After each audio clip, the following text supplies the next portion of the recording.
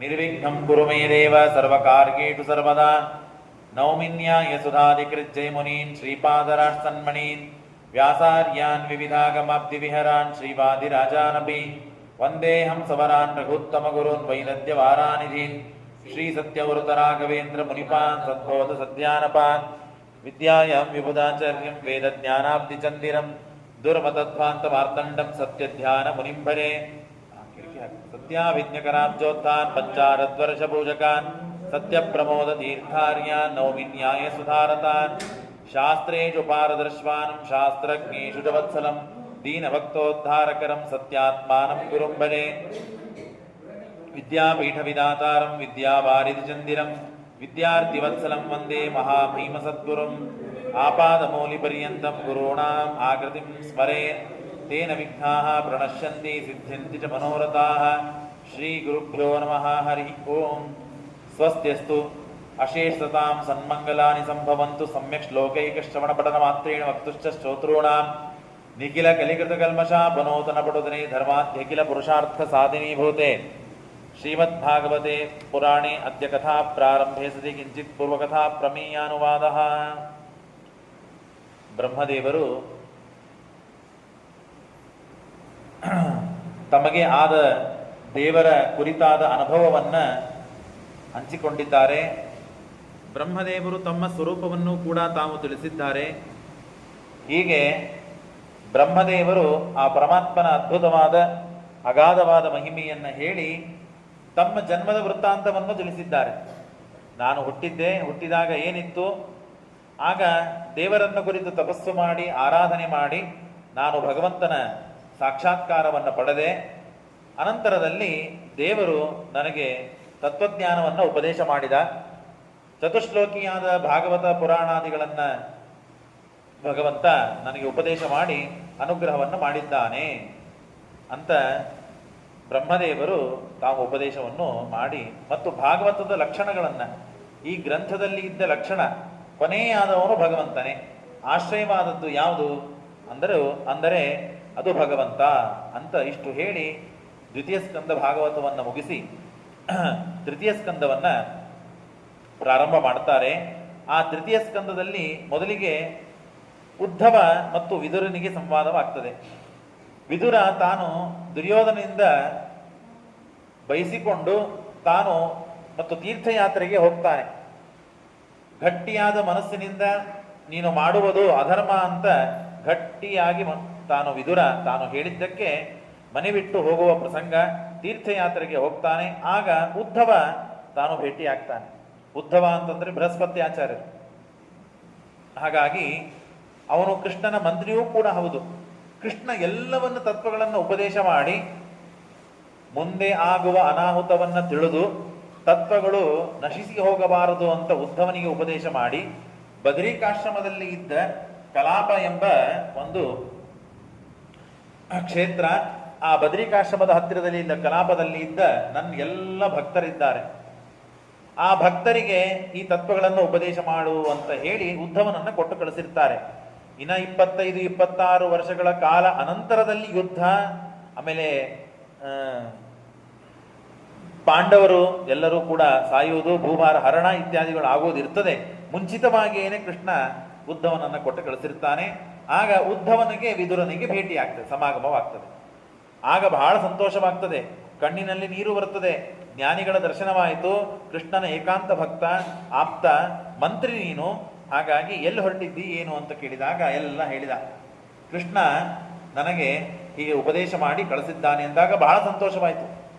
ಹಾಗಾದರೆ ಆ ಉಪದೇಶವನ್ನು ನನಗೂ ಕೂಡ ಹೇಳ್ರಿ ಅಂದಾಗ ಅವನಂತಾನೆ, ಈಗ ಸಮಯ ಬಹಳ ಕಮ್ಮಿ ಇದೆ, ಮಳೆಯ ಬಿರುಗಾಳಿಗಳೆಲ್ಲ ಬರ್ತಾ ಇದೆ, ಹಾಗಾಗಿ ನಾನು ಬದರಿಕಾಶ್ರಮದಲ್ಲಿದ್ದ ಕಲಾಪಕ್ಕೆ ತಲುಪಬೇಕು.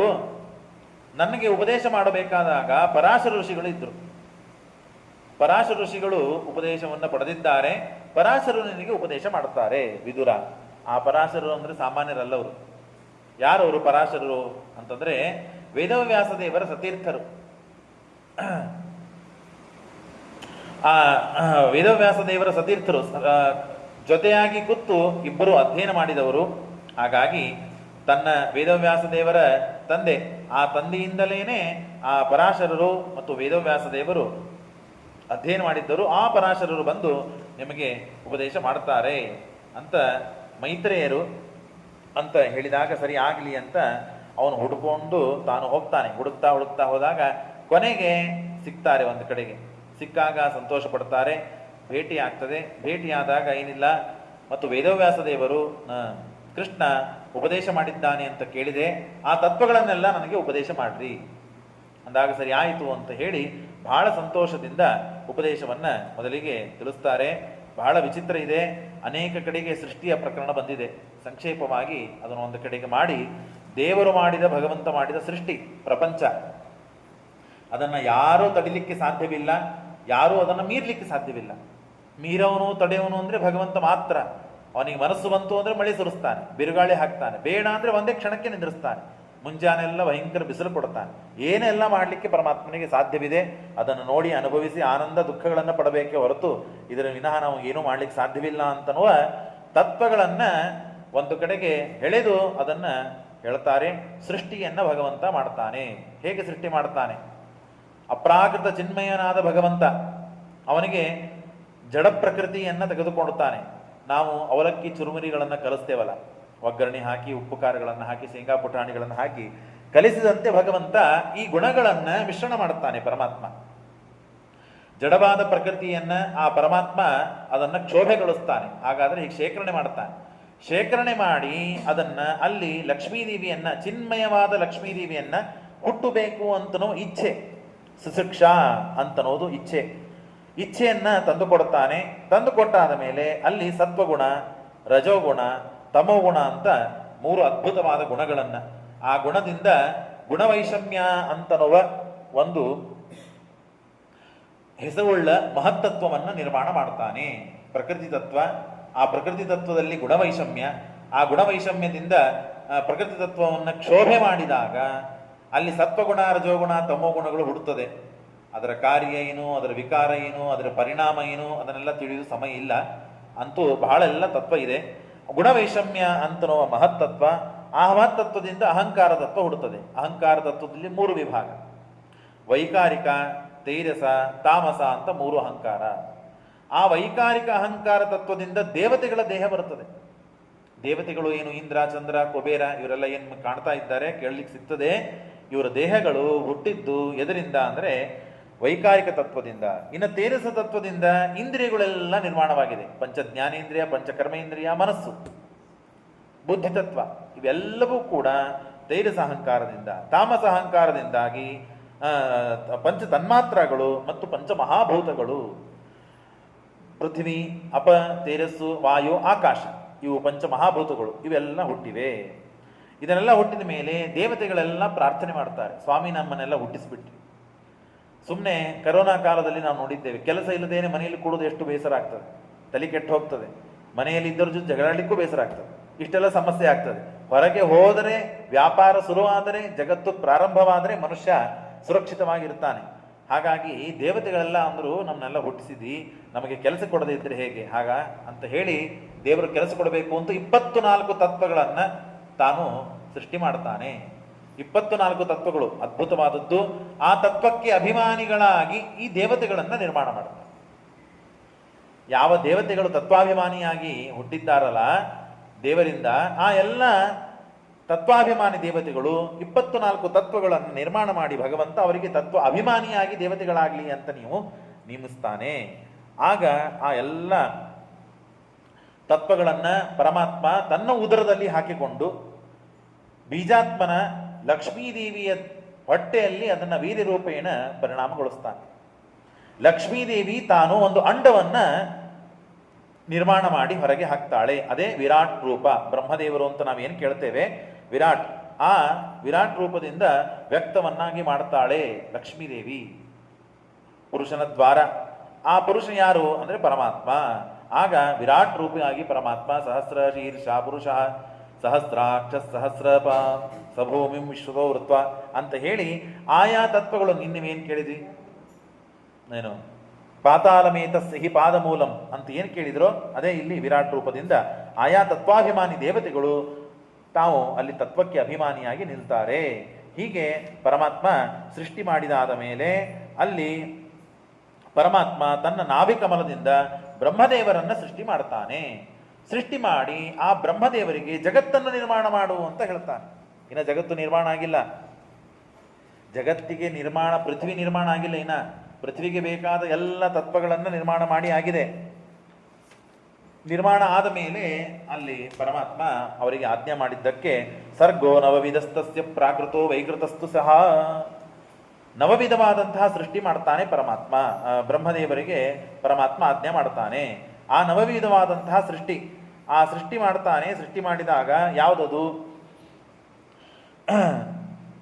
ಅದರಲ್ಲಿ ವೈಕಾರಿಕ, ತೇರಸ, ತಾಮಸ ಅಂತನೋ ಏನು ಅಹಂಕಾರಗಳಿಂದ ಗುಣವೈಷಮ್ಯದಿಂದ ಏನು ಹುಟ್ಟಿದೆಯೋ ಅದನ್ನೇ ಹೇಳ್ತಾರೆ. ಐಂದ್ರಿಕ, ಜ್ಞಾನಕ್ರಿಯ, ವೈಕಾರಿಕ, ಆಯಾ ದೇವತೆಗಳ ದೇಹ ಪರಮಾತ್ಮ ಸೃಷ್ಟಿ ಮಾಡಿದ ಮೇಲೆ ಕಾಲದ ಮಹಿಮೆಯನ್ನು ತಿಳಿಸಿಕೊಡ್ರಿ. ಎಲ್ಲ ಮಹಿಮೆಯೂ ಅಗಾಧವಾಗಿದೆ, ಅದರಲ್ಲಿ ಕಾಲ ಮಹಿಮೆ. ಕಾಲ ಅಂತಂದ್ರೆ ಬಹಳ ವಿಚಿತ್ರ. ಈಗ ನಾವು ಒಂದು ತಾಸನ್ನು ಹಿಡಿಬೇಕು, ಇಷ್ಟು ಸಮಯ ನಾವು ನಿಂದಿರಬೇಕು ಅಂದ್ರೆ ನಿಂದಿರ್ಲಿಕ್ಕೆ ಸಾಧ್ಯವಿಲ್ಲ. ಸಮಯ ಓಡ್ತಾ ಹೋಗ್ತದೆ, ಮನುಷ್ಯನ ಆಯುಷ್ಯ ಹೋಗ್ತಾ ಹೋಗ್ತದೆ. ಅದಕ್ಕೆ ಬೆಲೆ ಕಟ್ಟಲಿಕ್ಕೆ ಆಗದೇ ಇದ್ದಷ್ಟು ಮಹಿಮೆ ಕಾಲಕ್ಕೆ ಇದೆ. ಅಲ್ಲಿ ವೈಕಾರಿಕ ಅಹಂಕಾರ, ವೈಕೃತ ಸೃಷ್ಟಿ, ಪ್ರಾಕೃತ ಸೃಷ್ಟಿ ಅಂತ ಇದೆ. ವೈಕೃತ ಸೃಷ್ಟಿಯಲ್ಲಿ ಅರ್ವಾಕ್ಷೋತಸ್ಸು, ಉತ್ಸ್ರೋತ, ಅರ್ವಾಕ್ಷೋತ. ಅರ್ವಾಕ್ಷೋತದಲ್ಲಿ ಬರುವನೇ ಮತ್ತೇನಂದ್ರೆ ಮನುಷ್ಯ. ಅಲ್ಲಿ ಅನೇಕ ವಿಷಯಗಳಿವೆ.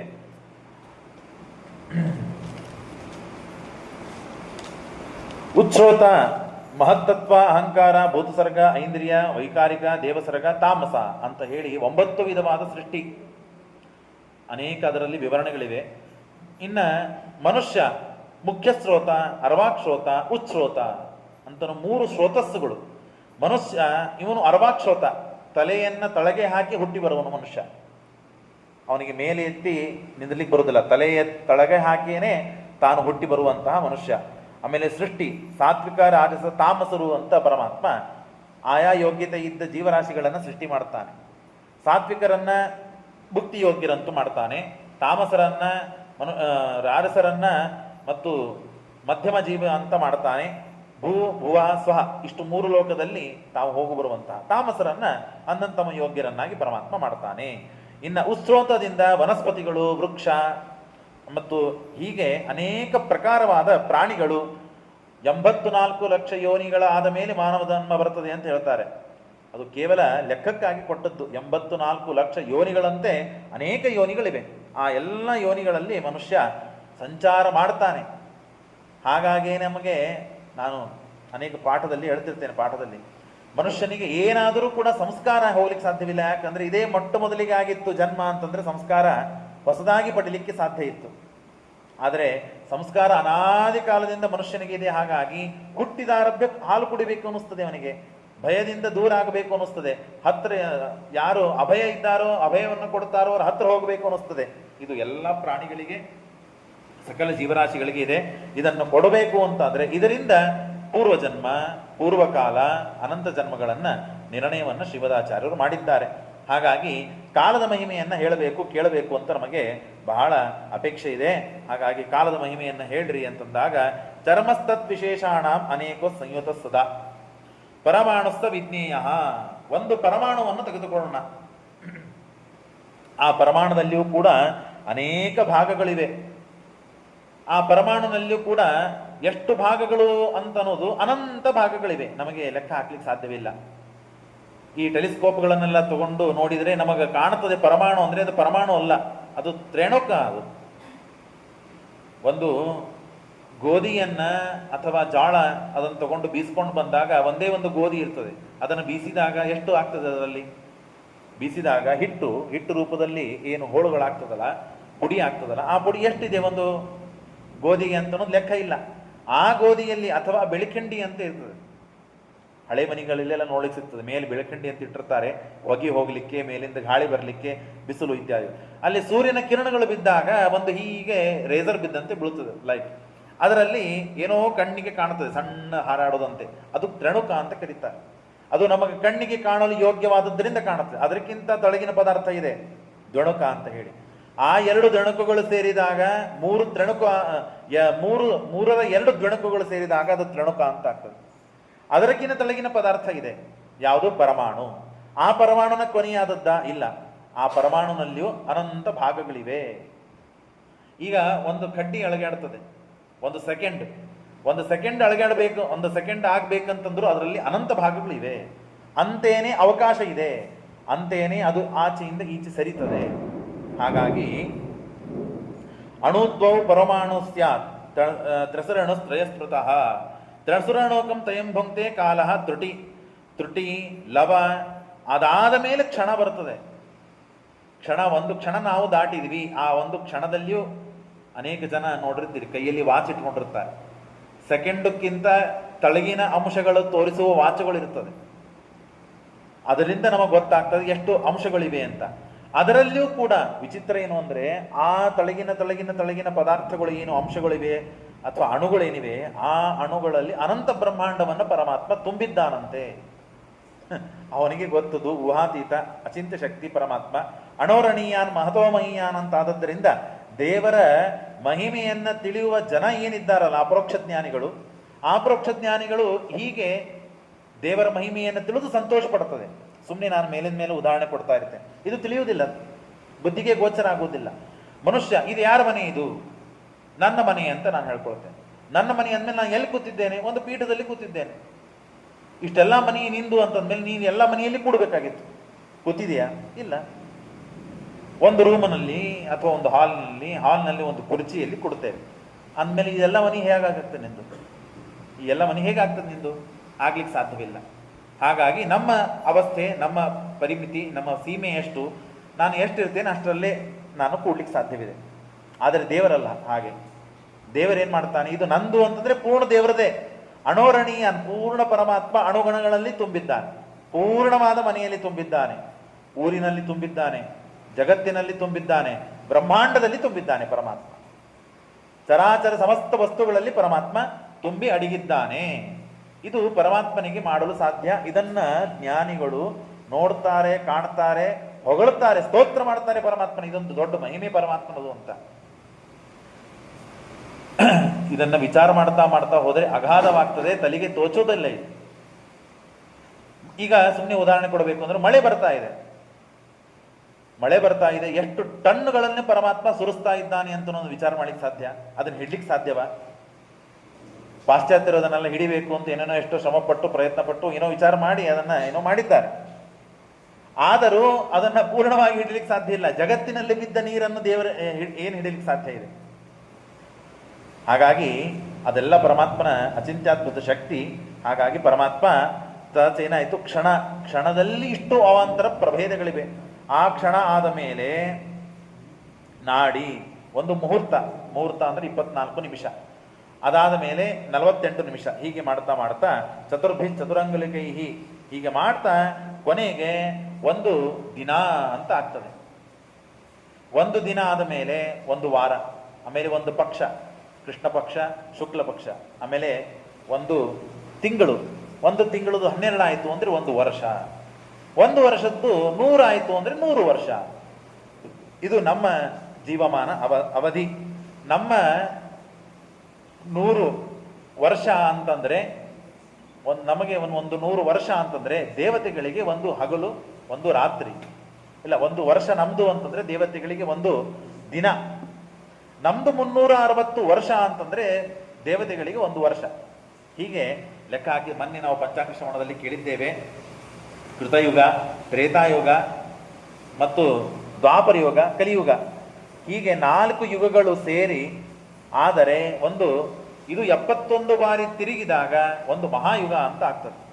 4 ಯುಗಗಳು ಸೇರಿದರೆ ಒಂದು ಮಹಾಯುಗ. ಆ ಮಹಾಯುಗದ 71 ಬಾರಿ ಆದರೆ ಒಂದು ಮನ್ವಂತರ. 14 ಮನುಗಳಿದ್ದಾರೆ, 14 ಮನುಗಳು ಇದ್ದಾರೆ. ಹಾಗಾಗಿ 71 × 14 ಆಗಬೇಕು. ಕೃತಯುಗದ ಪರಿಮಾಣ ಏನು, ಕೃತಯುಗದ ದ್ವಾಪರಯುಗ, ತ್ರೇತಾಯುಗ, ಕಲಿಯುಗ, ಇದರ ಲೆಕ್ಕ ಎಲ್ಲ ಹಾಕಿ ನಾವು ಮೊನ್ನೆ ನೋಡಿದ್ದೇವೆ. ಅಂಥದ್ದು 71 ಬಾರಿ ಆಗಬೇಕು, ಅಂಥದ್ದು 14 ಬಾರಿ ಆಗಬೇಕು. 14 ಬಾರಿ ಆದರೆ ಬ್ರಹ್ಮದೇವರು ಒಂದು ಹಗಲು. ಇದು ಕಾಲದ ಪರಿಮಾಣ. ಹಾಗೆ ತಾವತಿ ರಾತ್ರಿ, ಇಷ್ಟು ರಾತ್ರಿ. ಇಂಥದ್ದು ಏನಿದು ಇಂಥದ್ದು 1 ವರ್ಷ ಆಗಬೇಕು. ಅಂಥದ್ದು 360 ದಿನಗಳು, ನಮ್ಮಲ್ಲಿ 365 ದಿನ ಅಲ್ಲ, 360 ದಿನಗಳಾದರೆ 1 ವರ್ಷ. ಇಂಥದ್ದು 100 ವರ್ಷ ಆದರೆ ಒಂದು ಮಹಾಪ್ರಳಯ. ನಿನ್ನೆ ನಾವು ಪ್ರಳಯವನ್ನು ಕೇಳಿದಿವಲ್ಲ, ಅದು ಮಹಾಪ್ರಳಯ. ಹೀಗಿದೆ ಅಂದರೆ ಮಹಾಪ್ರಳಯ ಹೇಗಿರ್ಲಿಕ್ಕಿಲ್ಲ, ಮಹಾಪ್ರಳಯ. ಆ ಮಹಾಪ್ರಳಯ ಆಯ್ತಲ್ಲ. ಹಾಗಾದ್ರೆ ಬ್ರಹ್ಮದೇವರ ಆಯುಷ್ಯ ಅಂತ ಗೊತ್ತಾಯ್ತು ನಮಗಿಷ್ಟು. ಎಷ್ಟೋ ಬುದ್ಧಿವಂತ ಇದ್ದವನು, ಲೆಕ್ಕ ಬಲ್ಲವನು, ಹೆಚ್ಚು ಮಾಡಿ ಏನೋ ಮಾಡಿ ಬ್ರಹ್ಮದೇವರ ಆಯುಷ್ಯ ಇಷ್ಟು ಅಂತ ಮಾಡಿದಾಗ ಪ್ರಳಯ ಆಗ್ತದೆ.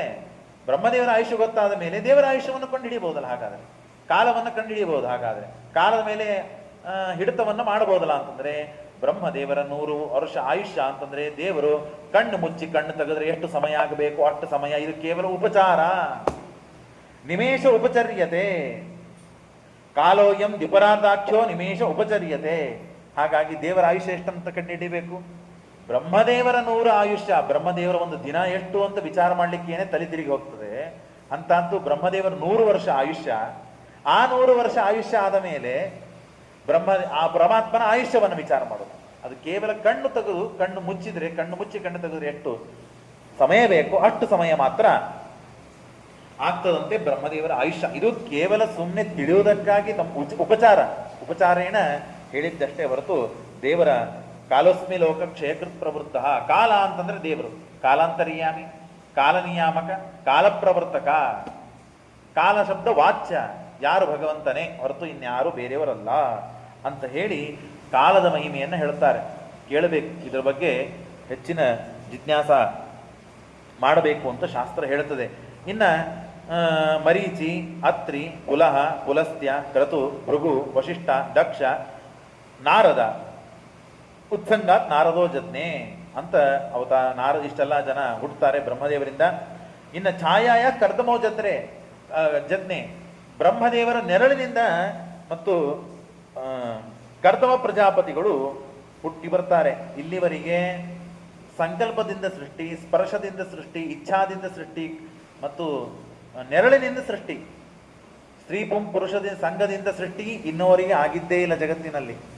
ಹೀಗೆಲ್ಲ ಸೃಷ್ಟಿ ಆದ ಮೇಲೆ ತಾವು ಮರೀಚಾದಿಗಳು ತಾವೆಲ್ಲ ಸನತ್ ಕುಮಾರ, ಮರೀಚಿ ಇವರೆಲ್ಲ ತಪಸ್ಸು ಮಾಡ್ತಾರೆ. ತಪಸ್ಸು ಮಾಡಿದಾಗ ಪರಮಾತ್ಮ ಈ ಭೂಮಿಯನ್ನು ಸೃಷ್ಟಿ ಮಾಡಿದ್ದಾನೆ, ದೇವತೆಗಳಿಗೆ ತತ್ವಗಳನ್ನು ನಿರ್ಮಾಣ ಮಾಡಿದ್ದಾನೆ. ಆದರೆ ಆ ಭೂಮಿ ಇದು ತಲಾತಲಕ್ಕೆ ಹೋಗಿಬಿಟ್ಟಿದೆ. ಹಿರಣ್ಯಾಕ್ಷ ತಾನು ಭೂಮಿಯನ್ನು ತೊಳಗೆ ಕರೆದುಕೊಂಡು ಹೋಗಿಬಿಟ್ಟಿದ್ದಾನೆ. ಅಲ್ಲಿ ಎಲ್ಲ ಜನಕ್ಕೆ ತೊಂದರೆ ಆಗ್ತಾ ಇದೆ. ನಿಯಮನ ಮಾಡುವಂತಹ ದೇವತೆಗಳು ಏನಂತ ನಿಯಮನ ಮಾಡಬೇಕು, ಹಾಗಾಗಿ ದೇವರು ಭೂಮಿಯನ್ನ ಮೇಲೆ ತೆಗೆದುಕೊಂಡು ಬರಬೇಕು ಅಂತ ಪ್ರಾರ್ಥನೆ ಮಾಡಿದಾಗ ಆದಿ ಹಿರಣ್ಯಾಕ್ಷ ಈ ವರಾಹ ರೂಪಿಯಾದ ಪರಮಾತ್ಮ ಅವತಾರ ಮಾಡ್ತಾನೆ. ಹೇಗೆ ಅಂದ್ರೆ ಬ್ರಹ್ಮದೇವರ ಮೂಗಿನಿಂದ ಹೊರಗೆ ಬರ್ತಾನಂತೆ. ಶುಕ್ರ ವರಾಹ ಬ್ರಹ್ಮದೇವರ ಮೂಗಿನಿಂದ ಹೊರಗೆ ಬಂದು ಬಂದು ಬೆಳಿತಾ ಬೆಳಿತಾ ಬೆಳಿತಾ ಇಡೀ ಪರ್ವತದಷ್ಟು ಎತ್ತರ ಪರಮಾತ್ಮ ಬೆಳೆದು ಆ ಹಿರಣ್ಯಾಕ್ಷನನ್ನು ಸಂಹಾರ ಮಾಡಿ ಪರಮಾತ್ಮ ಇನ್ನ ಮೇಲೆ ಭೂಮಿ ಇಷ್ಟೊತ್ತನ ಹುಟ್ಟಿದ್ದು ಭೂಮಿ ಎಲ್ಲಿರಬೇಕು ಅಂತ ನಿರ್ಣಯ ಮಾಡಿದ್ದಿಲ್ಲ. ನೀರಿನ ಮೇಲೆ ಭೂಮಿ ಇರಬೇಕು. ಭೂಮಿ ಎಷ್ಟಿದೆಯಲ್ಲ ಅದರ 2 ಪಟ್ಟು ನೀರಿದೆ ಅಂತ.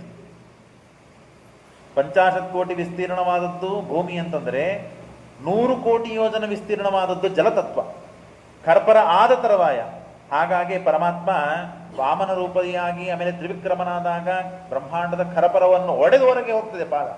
ಆಗ ಹೊರಗಿದ್ದ ನೀರು ಹೊರಗೆ ಒಳಗೆ ಹರಿದು ಬಂದಾಗ ಅದೇ ಗಂಗಾ ಆಗಿ ಪರಮಾತ್ಮನ ಸ್ಪರ್ಶದಿಂದ ಅದಕ್ಕೆ ಪಾವಿತ್ರ್ಯ ಬಂತು. ಆ ಗಂಗಾ ನದಿಯಲ್ಲಿ ನಾವು ಮುಳುಗಿ ಹಾಕಿದರೆ ನಮ್ಮ ಪಾಪ ಪ್ರಕ್ಷಾಳನೆ ಆಗ್ತದೆ ಅಂತ ನಾವು ಶಾಸ್ತ್ರದಲ್ಲಿ ಪುರಾಣಗಳಲ್ಲಿ ಕೇಳಿದ್ದನ್ನ ಅನುಸಂಧಾನ ಪೂರ್ವಕವಾಗಿ ಅಲ್ಲಿ ಪಾಪವನ್ನು ಕಳೆದುಕೊಂಡು ಬರ್ತೇವೆ. ಇಷ್ಟು ಮಹಿಮೆ ಇದೆ. ನಮ್ಮ ದೇಹದಲ್ಲಿಯೂ ಕೂಡ ನಿಮಗೆಲ್ಲ ಗೊತ್ತಿದ್ದಂತೆ ದೇಹದಲ್ಲಿಯೂ ನಮಗೆ 2 ಪಟ್ಟು ನೀರು ಹೆಚ್ಚನೇ ಇರ್ತದೆ. ನೀರಿನ ಮೇಲೇನೆ ಬ್ರಹ್ಮಾಂಡ ಇರಬೇಕು ಅಂತ ದೇವರು ಆ ಭೂಮಿಯನ್ನ ಬ್ರಹ್ಮಾಂಡವನ್ನ ಇಟ್ಟಿದ್ದಾನೆ. ಅನಂತರದಲ್ಲಿ ಆ ಬ್ರಹ್ಮಾಂಡವನ್ನ ಪರಮಾತ್ಮ ಎಲ್ಲ ತತ್ವಗಳಿಂದ ಸೇರಿದ ದೇವತೆಗಳನ್ನ ಅದನ್ನು ಪರಿಪಾಲನೆ ಮಾಡಲಿಕ್ಕೆ ಅನುಮತಿಯನ್ನು ಕೊಡ್ತಾನೆ. ಇಷ್ಟಾದರೂ ಬ್ರಹ್ಮದೇವರು ಪ್ರಾರ್ಥನೆ ಮಾಡುತ್ತಾರೆ. ಇಡೀ ಬ್ರಹ್ಮಾಂಡವನ್ನು ನಿರ್ಮಾಣ ಮಾಡಿದ ಮೇಲೆ ನಾನು ಒಂದು ಪ್ರಾರ್ಥನೆ ಮೇಲೆ ನಾನು ಈ ಬ್ರಹ್ಮಾಂಡ ನಿರ್ಮಾಣ ಮಾಡ್ತೇನೆ. ಏನು ಅಂತಂದ್ರೆ, ನಾನು ಪ್ರತಿನಿತ್ಯ ನೀನು ಮಾಡಿದ ಅನಂತ ವೇದಗಳಿವೆ, ಆ ಅನಂತ ವೇದಗಳನ್ನ ನೀನು ಏನು ಉಪದೇಶ ಮಾಡಿದ್ಯೋ ಅದನ್ನು ಪ್ರತಿನಿತ್ಯ ಪಠನ ಮಾಡ್ತಾ ಇರ್ತೇನೆ. ಮಾರೀರಿ ಶಿಷ್ಟ ನಿಗಮಸ್ಯ ಗಿರಾಂ ವಿಸರ್ಗ. ಪ್ರತಿನಿತ್ಯ ಅಧ್ಯಯನ, ಪಾಠ, ಶ್ರವಣ, ಪ್ರವಚನ ಇದೇನಿದೆಯಲ್ಲ, ಕೇವಲ ಅಧ್ಯಯನ ಕೆಲಸದ ಭರದಲ್ಲಿ ಇವೆಲ್ಲ ಆಗುವುದೇ ಇಲ್ಲ ನಮಗೆ. ದೇವರ ಧ್ಯಾನ, ಮಕ್ಕಳ ಜವಾಬ್ದಾರಿ, ಮನೆಯವರ ಜವಾಬ್ದಾರಿ, ಮನೆ ಜವಾಬ್ದಾರಿ ಇವೆಲ್ಲ ಇದ್ದಾಗ ದೇವರು, ಗುರುಗಳು, ಪಾಠ, ಪ್ರವಚನ ಇವೆಲ್ಲ ಎಲ್ಲ ಆಗ್ತದೆ? ಆಗೋದೇ ಇಲ್ಲ. ಹಾಗಾಗಿ ಇಷ್ಟು ದೊಡ್ಡ ಬ್ರಹ್ಮಾಂಡವನ್ನು ನಿರ್ಮಾಣ ಮಾಡೋ ಜವಾಬ್ದಾರಿಯನ್ನು ನನಗೆ ಕೊಟ್ಟಿದ್ದಿ. ಆದರೆ ವೇದವನ್ನ ಅಧ್ಯಯನ ಮಾಡುವ, ಪಾಠ ಪ್ರವಚನವನ್ನ ಅಧ್ಯಯನ ಮಾಡದೇ ಇದ್ದಂತೆ ದೌರ್ಭಾಗ್ಯ ಏನಾದರೂ ನನಗೆ ಬರೋದಿತ್ತು ಅಂದ್ರೆ ಈ ದೊಡ್ಡ ಜವಾಬ್ದಾರಿಯಿಂದ ನಾನು ನಿವರ್ತನಾಗ್ತೇನೆ ಅಂತ ಬ್ರಹ್ಮದೇವರು ಹೇಳಿದರೆ, ಇಲ್ಲಿಲ್ಲ, ಅವಶ್ಯವಾಗಿ ಅದನ್ನು ಮಾಡು, ಇದನ್ನು ಮಾಡು ಅಂತ ಹೇಳಿ ಆಗ ಬ್ರಹ್ಮದೇವರು ತಮ್ಮ ದೇಹವನ್ನ 2 ಭಾಗ ಮಾಡಿಕೊಳ್ತಾರಂತೆ. ಬ್ರಹ್ಮದೇವರು ತಮ್ಮ ದೇಹವನ್ನ 2 ಭಾಗ ಮಾಡಿಕೊಳ್ತಾರೆ. ಮಾಡಿದಾಗಲೇನೆ ಒಂದು ಭಾಗದಿಂದ ಹುಟ್ಟಿದ್ದು ಸ್ವಯಂಭುವ ಮನು, ಇನ್ನೊಂದು ಭಾಗದಿಂದ ಹುಟ್ಟಿದ್ದು ಅವನ ಹೆಂಡತಿ ಶತರೂಪ ಅಂತ ನೋಡು. ಹಾಗಾಗಿ ಸ್ವಯಂಭುವಮನು ಶತರೂಪ. ಮಾನವ ಜನ್ಮ ಆದದ್ದೇ ಇಲ್ಲಿಂದ. ಅಲ್ಲಿವರೆಗೆ ದೇವತೆಗಳು ಹುಟ್ಟಿದ್ರು, ಮಾನವರಾಗಿ ಹುಟ್ಟಿದ್ದಿಲ್ಲ. ಹಾಗಾಗಿ ಆ ಬ್ರಹ್ಮದೇವರ ದೇಹ 2 ಭಾಗವಾದದ್ದರಿಂದ ಸ್ವಯಂಭುವಮನು ಶತರೂಪ. ಅವರಲ್ಲಿ ಹುಟ್ಟಿದ್ದು 5 ಜನ: ಪ್ರಿಯವ್ರತ ಮತ್ತು ಉತ್ಥಾನಪಾದ, ಆಕೂತಿ, ಪ್ರಸೂತಿ, ದೇವಹೂತಿ ಅಂತನ್ನುವ 3 ಜನ ಹೆಣ್ಣು ಮಕ್ಕಳು, 2 ಗಂಡು ಮಕ್ಕಳು ತಾವು ಬ್ರಹ್ಮದೇವರ ಮಗನಾಗಿ ಅವತಾರ ಹುಟ್ಟಿದ್ದಾರೆ. ಹುಟ್ಟಿದಾಗ ಮತ್ತು ಆಕೂತಿಯನ್ನ ರುಚಿ ಪ್ರಜಾಪತಿಗಳಿಗೆ ಕೊಟ್ಟು ಮದುವೆ ಮಾಡ್ತಾರೆ. ಇನ್ನು ಪ್ರಸೂತಿಯನ್ನ ದಕ್ಷೇಶ್ವರನಿಗೆ ಕೊಟ್ಟು ಮದುವೆ ಮಾಡ್ತಾರೆ. ಇನ್ನು ಬಂದದ್ದು ದೇವಹೂತಿ. ಆ ದೇವಹೂತಿಯನ್ನ ಯಾರಿಗೆ ಕೊಟ್ಟು ಮದುವೆ ಮಾಡಬೇಕು ಅಂದಾಗ ಮನು ತಾನು ವಿಚಾರ ಮಾಡ್ತಾ ಇದ್ದಾನೆ, ದೇವರನ್ನ ಪ್ರಾರ್ಥನೆ ಮಾಡ್ತಾ ಇದ್ದಾನೆ. ಅಷ್ಟೊತ್ತಿಗೆ ಕರ್ದಮ ಪ್ರಜಾಪತಿಗಳಿದ್ದಾರಲ್ಲ, ಬ್ರಹ್ಮದೇವರ ಛಾಯೆಯಿಂದ ಹುಟ್ಟಿದಂತಹ ಕರ್ದಮ ಪ್ರಜಾಪತಿಗಳು, ಅವರು ತಪಸ್ಸನ್ನು ಮಾಡ್ತಾ ಇದ್ದಾರೆ. ಏನಂತ ತಪಸ್ಸು ಮಾಡ್ತಾ ಇದ್ದಾರೆ ಅಂತಂದ್ರೆ, ನನಗೆ ದಾಂಪತ್ಯ ಜೀವನವನ್ನು ನಡೆಸುವುದಕ್ಕಾಗಿ ಉತ್ತಮ ಕನ್ಯೆ ಬೇಕು. ಹೆಂಡತಿ ಸ್ಥಾನ ಜೀವನದಲ್ಲಿ ಬಹಳ ಮಹತ್ವದ್ದು. ಹೆಂಡತಿ ಎಲ್ಲದಕ್ಕೂ ಅನುಕೂಲ ಮಾಡಿದರೆ ಜೀವನ ಸಾಕ್ತದೆ. ಕೇವಲ ಧರ್ಮ, ಊಟ, ಅಡಿಗೆ, ತಿನಿಸು ಉಣಸಕ್ಕಷ್ಟೇ ಅಲ್ಲ. ಮೊಟ್ಟ ಮೊದಲು ಧರ್ಮ, ಕರ್ಮ, ಆತಿಥ್ಯ, ಏನೇನು ಒಳ್ಳೆ ಸತ್ಕರ್ಮಗಳಿವೆಯೋ ಎಲ್ಲ ಸತ್ಕರ್ಮಕ್ಕೆ ಗಂಡ ಮಾಡಿದ ಅರ್ಧ ಪುಣ್ಯವನ್ನು ಕಸ್ಕೊಡ್ತಾಳೆ ಆಕೆ. ಯಾಕಂದ್ರೆ ಎಲ್ಲದಕ್ಕೂ ಆಕೆ ಅನುಕೂಲ ಮಾಡಿರುತ್ತಾಳೆ. ಆದರೆ ಹೆಂಡತಿ ಮಾಡಿದ ಪುಣ್ಯ ಗಂಡನಿಗೆ ಬರಬೇಕಂತೇನಿಲ್ಲ. ಹಾಗಾಗಿ ಅಷ್ಟು ಪ್ರಧಾನ ಸ್ಥಾನ ಹೆಂಡತಿ ಇದೆ. ಹಾಗಾಗಿ ಆ ಹೆಣ್ಣನ್ನು ಪಡಿಬೇಕು ಅಂತ ಹೇಳಿ ನಾನು ತಪಸ್ಸು ಮಾಡಬೇಕು ಅಂತ 16,000 ವರ್ಷಗಳಿಂದ ತಪಸ್ಸು ಮಾಡ್ತಾ ಇದ್ದಾರೆ, ಕೇವಲ ಹೆಂಡತಿಯ ಸಲುವಾಗಿ. ವಿಷ್ಣು ಪ್ರೀತ್ಯರ್ಥಂ ದೇವರ ಸಂಕಲ್ಪ ಏನಿದೆ ಅಂತ ತಿಳಿದಿದ್ರು. ಮುಂದೆ ಕಪಿಲ ಅವರಲ್ಲಿ ಹುಟ್ಟಿ ಬರಬೇಕಾಗಿದೆ. ಹಾಗಾಗಿ ಹೆಂಡತಿ ಉತ್ತಮವಾಗಿತ್ತು. ನಾನು ನಿನ್ನೆ ಹೇಳಿದಂತೆ ಉತ್ತಮ 2 ಕುಲಗಳಿದ್ದರೇನೆ ಉತ್ತಮ ಸಂತಾನವಾಗ್ತದೆ. ಹಾಗಾಗಿ ಆ ಉತ್ತಮ ಕುಲೋತ್ಪನ್ನನಾದವಳು ಬೇಕು ಅಂತಂದ್ರೆ ಅಷ್ಟು ತಪಸ್ಸು ಮಾಡಬೇಕು ಅಂತ ಹೇಳಿ ತಪಸ್ಸನ್ನು ಮಾಡ್ತಾ ಇದ್ದಾರೆ. ತಪಸ್ಸು ಮಾಡಬೇಕಾದಾಗ ಸ್ವಯಂಭುವ ಮನು ಈ ತನ್ನ ಮಗಳಾದ ದೇವಹೂತಿಯ ಪ್ರೇರಣೆಯಿಂದ ಕರ್ದಮ ಪ್ರಜಾಪತಿಗಳನ್ನ ಹುಡುಕ್ತಾ ಬಂದಿದ್ದಾರಂತೆ. ಯಾಕೆ? ಆ ಕರ್ದಮ ಪ್ರಜಾಪತಿಗಳ ಮಹಿಮೆಯನ್ನ ನಾರದರಿಂದ ತಾನು ಕೇಳಿ ತಿಳಿದಿದ್ದಾಳೆ. ಹಾಗಾಗಿ ಆ ಮದುವೆ ಮಾಡಿಕೊಂಡರೆ ನಾನು ಕರ್ದಮ ಪ್ರಜಾಪತಿಗಳನ್ನೇ ಮದುವೆ ಮಾಡಿಕೊಳ್ಳುತ್ತೇನೆ ಅಂತ ಹಠದಲ್ಲಿ ಕೂತಿದ್ದಾಳೆ ದೇವಹೂತಿ.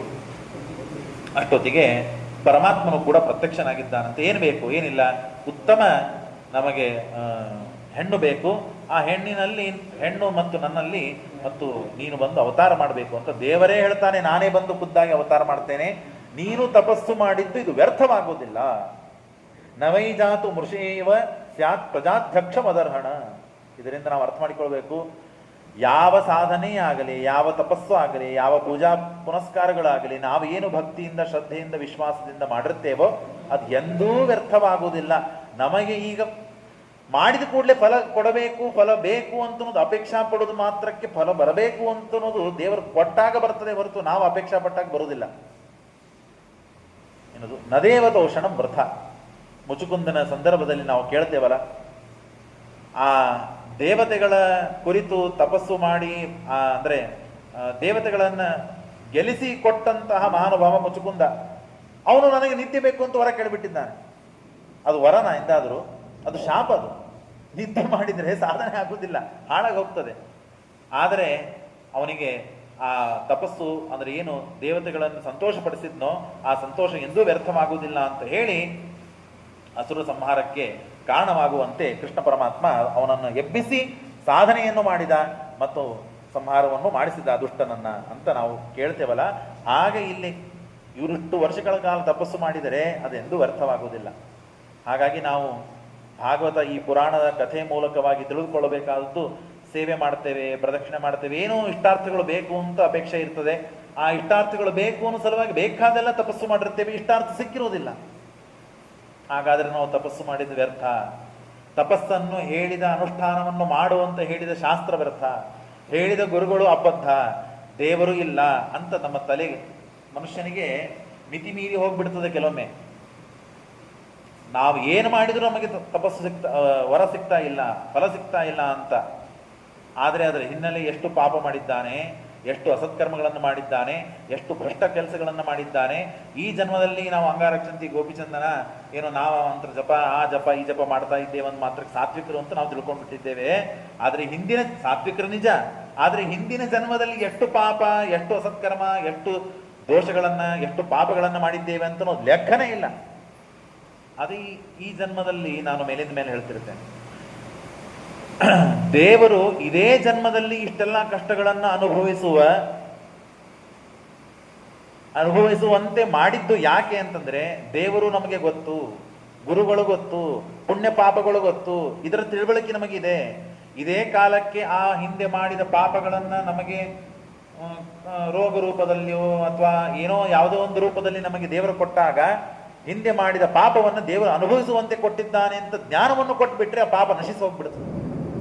ಅದೇ ತಿಳುವಳಿಕೆ ಇಲ್ಲದೆ ಇದ್ದಂತಹ ಜನ್ಮದಲ್ಲಿ ಅಥವಾ ದೇಹದಲ್ಲಿ ಕೊಟ್ಟರೆ, ಯಾಕೆ ನನಗೆ ಗಂಟು ಬಿದ್ದಿದ್ದಾನೆ ದೇವರು ಅಂತ ದೇವರಿಗೆ ನಾವು ಹೆಚ್ಚು ಬೈತಾ ಹೋದರೆ, ಹಿಂದೆ ಮಾಡಿದ ಪಾಪಕ್ಕೆ ಅದನ್ನು ಅನುಭವಿಸೋಕ್ಕೆ ಈಗ ಮತ್ತೆ ನಮಗೆ ಆ ದೋಷ ಪರಿಹಾರಕ್ಕಾಗಿ ಪ್ರಾಯಶ್ಚಿತ್ತ ರೂಪದಲ್ಲಿ ನಮಗೆ ಕಷ್ಟಗಳನ್ನು ಕೊಟ್ಟಾಗ, ಆ ಕಷ್ಟಗಳನ್ನು ಕೊಟ್ಟಾಗಲೂ ದೇವರಿಗೆ ಬೈದು ಬಿಟ್ರೆ ಇನ್ನ ಪಾಪ ಹೆಚ್ಚು ಮಾಡಿದಂತೆ ಆಗ್ತದೆ.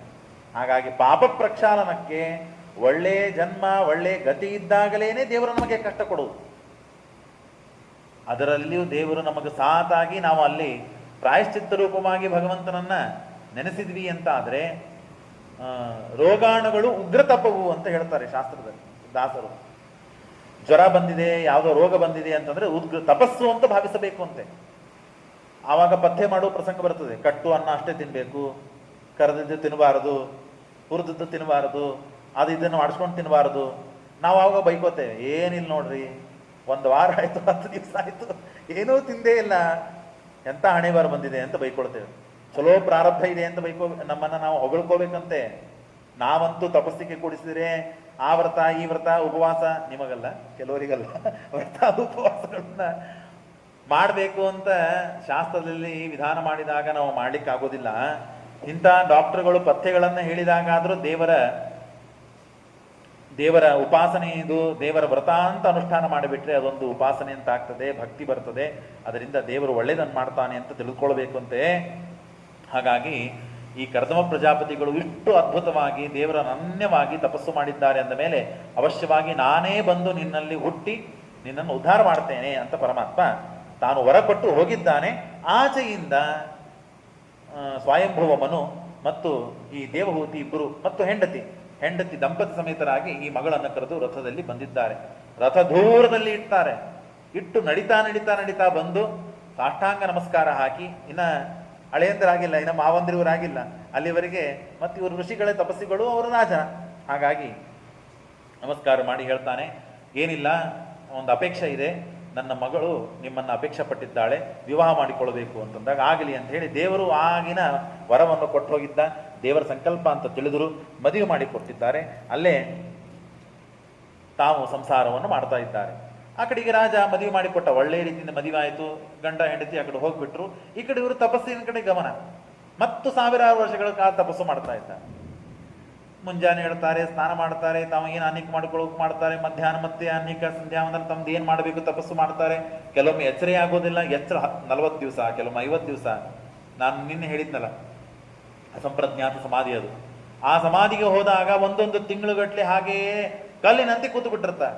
ಪಾಪ ಈ ಹುಡುಗಿ, ಮದುವೆ ಮಾಡಿಕೊಂಡು ಹುಡುಗಿ, ರಾಜನ ಮಗಳು, ಒಳ್ಳೆಯ ಭೋಗ ಐಶ್ವರ್ಯದಿಂದ ಬೆಳೆದವಳು, ಒಳ್ಳೆಯ ಭೋಗದಿಂದ ಇದ್ದವಳು, ಅಂಥವಳು ಇಲ್ಲಿ ಯಾವುದೋ ಒಂದು ಗುಡಿಸಲು, ಮಳೆ ಅಂದರೆ ಮಳೆ, ಬಿಸಿಲು ಅಂದರೆ ಬಿಸಿಲು, ಗಾಳಿ ಅಂದರೆ ಗಾಳಿ, ಹಣ್ಣು ಗಡ್ಡಿ ಇಂಥದ್ದು ತಿಂದು ಬದುಕುವ ಪ್ರಸಂಗ ಬಂತು. ಆದರೂ ಒಂದು ದಿವಸ ತಾನು ಕೊರಗಲಿಲ್ಲ, ನರಗಲಿಲ್ಲ.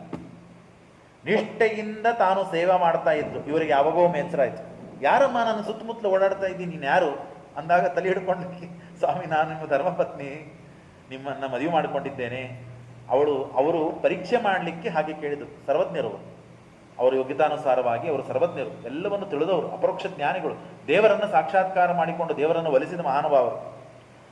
ಅವರು ಸುಮ್ಮನೆ ಇವಳು ಎಷ್ಟು ಮಟ್ಟಿಗೆ ನಿಷ್ಠೆಯಿಂದ ನನ್ನ ಸೇವೆ ಮಾಡ್ತಾ ಇದ್ದಾಳೆ.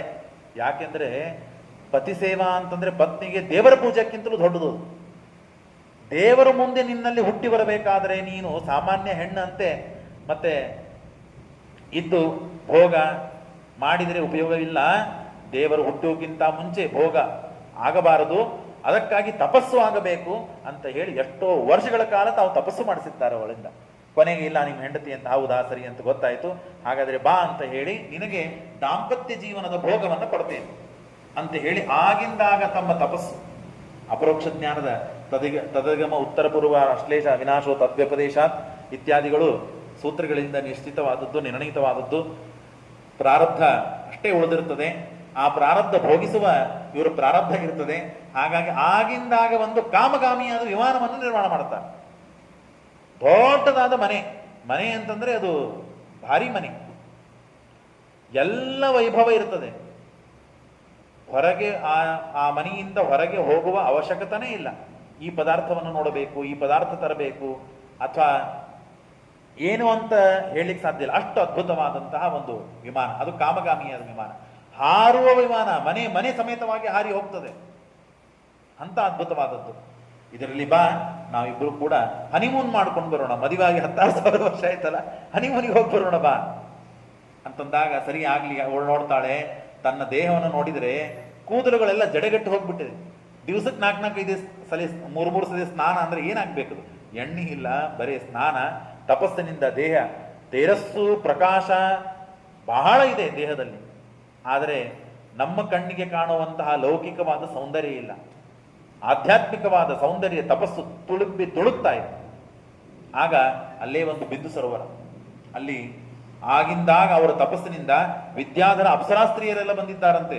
ವಿದ್ಯಾಧರಿಯ ಸಹಸ್ರೇಣ ಸೇವ್ಯಮಾನ. ಆಗಿಂದಾಗ ಅಲ್ಲಿ ಸ್ನಾನಕ್ಕೆ ಹೋದರೆ ಸುತ್ತಮುತ್ತಲು ಅಪ್ಸರಾಸ್ತ್ರೀಯರು ಅಕ್ಕಿಗೆ ಸ್ನಾನಕ್ಕೆ ಹಾಕ್ತಾರೆ. ಚಂದನ ಗಂಧ ಲೇಪನಗಳನ್ನು ಮಾಡಿಸಿ ಸ್ನಾನಕ್ಕೆ ಹಾಕಿ ಅಲ್ಲಿ ಮುಳುಗ ಹಾಕಿದ್ರೆ ಮಾತ್ರ ಮದುವೆ ಆಗೋಕ್ಕಿಂತ ಮುಂಚೆ ತಂದೇನು ರೂಪಲಾವಣ್ಯಗಳಿತ್ತೋ ಲೌಕಿಕವಾದದ್ದು, ಆ ಎಲ್ಲ ರೂಪಲಾವಣ್ಯಗಳು ಬರ್ತದಂತೆ. ಅವರು ತಮ್ಮನ್ನ ನೋಡಿಕೊಂಡ್ಲು, ಅದಕ್ಕೆ ಹೋಗಿ ಅಲ್ಲಿ ಸ್ನಾನ ಮಾಡು ಅಂತಂದ್ರು. ಸ್ನಾನ ಮಾಡಿದ್ಲು. ಸ್ನಾನ ಮಾಡಿದ ಮೇಲೆ ಎಲ್ಲ ಅಪ್ಸರಾ ಸ್ತ್ರೀಯರು ಮೇಲಿನ ಎಲ್ಲ ಸುಗಂಧ ದ್ರವ್ಯಗಳನ್ನ ತಂದು ಆಕೆಗೆ ಅಲಂಕಾರ ಮಾಡಿ ತಯಾರು ಮಾಡಿದರು, ಊರಿಗೆ ಹೋಗ್ಲಿಕ್ಕೆ, ಬೇರೆ ಕಡೆ ತಿರುಗಾಡ್ಲಿಕ್ಕೆ. ಇವರು ತಮ್ಮನ್ನು ತಾವು ನೋಡಿಕೊಂಡ್ರು, ನಾನು ಹೀಗಿದ್ದೇನೆ ಹೇಗೆ ಹೋಗ್ಲಿ. ಅವರು ಅಲ್ಲಿ ಮುಣಿಗೆ ಹಾಕಿದರು. ಭಾರಿ ಅದ್ಭುತವಾದ ಯೌವನವಾದ ರೂಪವನ್ನು ತಾಳಿದರು. ತಾಳಿದಾಗ 100 ವರ್ಷ ತಾವು ಹನಿಮೂನಿಗೆ ಹೋಗಿ ಬಂದಿದ್ದಾರಲ್ಲ. ಎಲ್ಲೆಲ್ಲಿ ಹೋಗಿದ್ದಾರೆ? ವಿಶ್ರಂಬಕ, ಸುರಸನ, ನಂದ, ಪುಷ್ಪಭದ್ರ, ಮಾನಸ, ಚೈತ್ರರಥ, ಹುಬ್ಳಿಯಿಂದ ಬೆಂಗಳೂರು, ಊಟಿ, ಕೇರಳ ಇಲ್ಲೆಲ್ಲ ಸುತ್ತಾಡಿದಲ್ಲ. ಬೇರೆ ಬೇರೆ ಲೋಕಗಳಿಗೆ ಸಂಚಾರ ಮಾಡಿ ಬಂದ್ದಾರೆ. ಒಂದು 10 ವರ್ಷ ಇಲ್ಲಿ, ಇಲ್ಲೊಂದು 10 ವರ್ಷ, ಇಲ್ಲೊಂದು 10 ವರ್ಷ ಅಂತ 100 ವರ್ಷ ಸಂಚಾರ ಮಾಡಿ ಅಲ್ಲಿ ಅನೇಕ ಜನ ಮತ್ತು ಹೆಣ್ಣು ಮಕ್ಕಳನ್ನು ಪಡೆದಿದ್ದಾರೆ. ಹೆಣ್ಣು ಮಕ್ಕಳನ್ನು ಪಡೆದ ಮೇಲೆ ಇನ್ನು ಹೇಳಿದರು, ಆಯ್ತು ಇದೆಲ್ಲ ತಮ್ಮ ಯೋಗ, ವಿದ್ಯಾ ತಪೋ ಯೋಗ ಸಮಾಧಿ ಭಾಜಾಂ, ನೀನೇನು ಕೇಳಿದಿರಿ, ಆ ವಿದ್ಯಾ ತಪಸ್ಸು ಇವುಗಳಿಂದ ಹುಟ್ಟಿದ ಸಾಮರ್ಥ್ಯದಿಂದ ತಾನು ಪಕ್ವಳಾಗಿದ್ಲು, ಆಕೆಗೆ ಸುಖವನ್ನು ಕೊಡಬೇಕು ಅಂತ ಹೇಳಿ ಲೌಕಿಕವಾದ ಸುಖವನ್ನು ಕೊಟ್ಟು, ಇನ್ನು ಮೇಲೆ ನಾನು ತಪಸ್ಸಿಗೆ ಹೋಗ್ತೇನೆ, ನನ್ನ ಗಂಟು ಬೀಳಬೇಡ, ನಾನು ಬಿಟ್ಬಿಡಿ ಅಂದಾಗ ಹೊರಂತಾರೆ, ಮಕ್ಕಳನ್ನು ಹುಟ್ಟಿಸಿ ಬಿಟ್ಬಿಟ್ರೆ ಹೇಗೆ, ಮದುವೆ ಆಗಬೇಕು ಅಂದಾಗ ಆ ಮರೀಚಾದಿಗಳು ಏನು ಇದ್ರಲ್ಲ ಬ್ರಹ್ಮದೇವರ ಮಕ್ಕಳು, ಅವರಿಗೆಲ್ಲ ಈ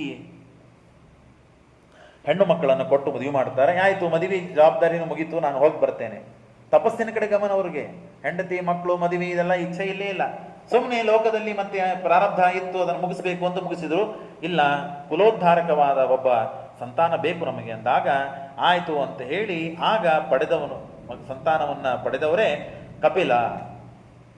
ಕಮ್ ಅಂತಂದ್ರೆ ಸುಖರೂಪಿಯಾದ ಜ್ಞಾನಾನಂದ ಸ್ವರೂಪನಾದ ಭಗವಂತ ಆ ಕಪಿಲ ಎಂದು ಅವತಾರ ಮಾಡಿದ್ದಾನೆ ಪರಮಾತ್ಮ. ಆಗ ತಾವು ಮತ್ತೆ ತಪಸ್ಸಿಗೆ ಹೋಗಿಬಿಟ್ಟಿದ್ದಾರೆ. ಆಗ ಕಪಿಲ ತಾನು ಉಪದೇಶ ಮಾಡ್ತಾನೆ ತನ್ನ ತಾಯಿಗೆ. ಆವಾಗ ಹೇಳ್ತಾರೆ, ತಾಯಿ ಪ್ರಾರ್ಥನೆ ಮಾಡ್ತಾಳೆ, ನನಗೆ ಈ ಸಂಸಾರ ಮತ್ತು ಈ ಭೋಗ, ಈ ರಾಜ್ಯ, ಈ ಮಕ್ಕಳು, ಗಂಡ ಇವೆಲ್ಲ ಸಾಕಾಗಿದೆ. 100 ವರ್ಷ ಸಂಸಾರ ಮಾಡಿದ್ದೇನೆ, ಭೋಗವನ್ನು ಮಾಡಿದ್ದು, ಅದರ ಹಿಂದೆ ತಪಸ್ಸು ಮಾಡಿದ್ದು ಬೇಕಾದಷ್ಟು ಇದೆ, ಹಾಗಾಗಿ ಸಾಕಾಗಿದೆ. ಅಸದೇಂದ್ರಿಯ ತರ್ಪಣ, ಈ ಇಂದ್ರಿಯಗಳು ಎಂದೂ ಸಾಕು ಅಂತಂತಾನೇ ಇಲ್ಲ. ಇವತ್ತು ಇಡ್ಲಿ ಉದ್ದಿನ ವಡ ತಿಂದಿದ್ದೇನೆ, ನಾಳೆ ಇನ್ನೊಂದು ಕಡೆಗೆ ಹೋಗಿದ್ದೇನೆ, ಅಲ್ಲಿ ತಿಂದರೆ ಇದೇ ನಿನ್ನೆ ತಿಂದಿದ್ದೇನೆ, ಆದ್ರಿಂದ ಬೇಡ ಅಂತ ಅನ್ನೋದಿಲ್ಲ ಮನುಷ್ಯ, ಮತ್ತದನ್ನು ತಿನ್ಬೇಕೆ ಅಂತಾನ. ಸ್ವಲ್ಪ ಕಮ್ಮಿ ತಿನ್ನಬಹುದು ನಿನ್ನೆ ತಿಂದಿದ್ದೀನಿ ಅಂತ ಹೇಳಿ ಹೊಟ್ಟೆ ಕೆಟ್ಟಿದ್ದರಿಂದ, ಆದರೆ ಬೇಡ ಅನ್ನೋದಿಲ್ಲ. ನಿನ್ನೆ ಏನು ಭೋಗ ಮಾಡಿದ್ದಾನೋ ನಾಳೆಯೂ ಅದನ್ನೇ ಭೋಗ ಮಾಡ್ತಾನೆ, ನಾಳು ಅದನ್ನೇ ಭೋಗ ಮಾಡಿದಾಗ ಮತ್ತು ನಾಡುದು ಅದನ್ನೇ ಮಾಡ್ತಾನೆ. ಹೀಗೆ 100 ವರ್ಷ ಮಾಡಿದರೂ ಅವನಿಗೆ ಬೇಸರ ಆಗುವುದಿಲ್ಲ. ಹಾಗಾಗಿ ನನಗೆ ಮಾತ್ರ ಬಹಳ ಬೇಸರ ಆಗಿದೆ, ಬೇಸರವಾದದ್ದರಿಂದ ಇದನ್ನು ದಾಟಿಸಬೇಕು, ನೀನು ನನಗೆ ಉಪದೇಶ ಮಾಡಬೇಕು ಅಂತ ಹೇಳಿ ತಾಯಿ ಮಗನಿಂದ ಉಪದೇಶ ಪಡಿತಾಳೆ.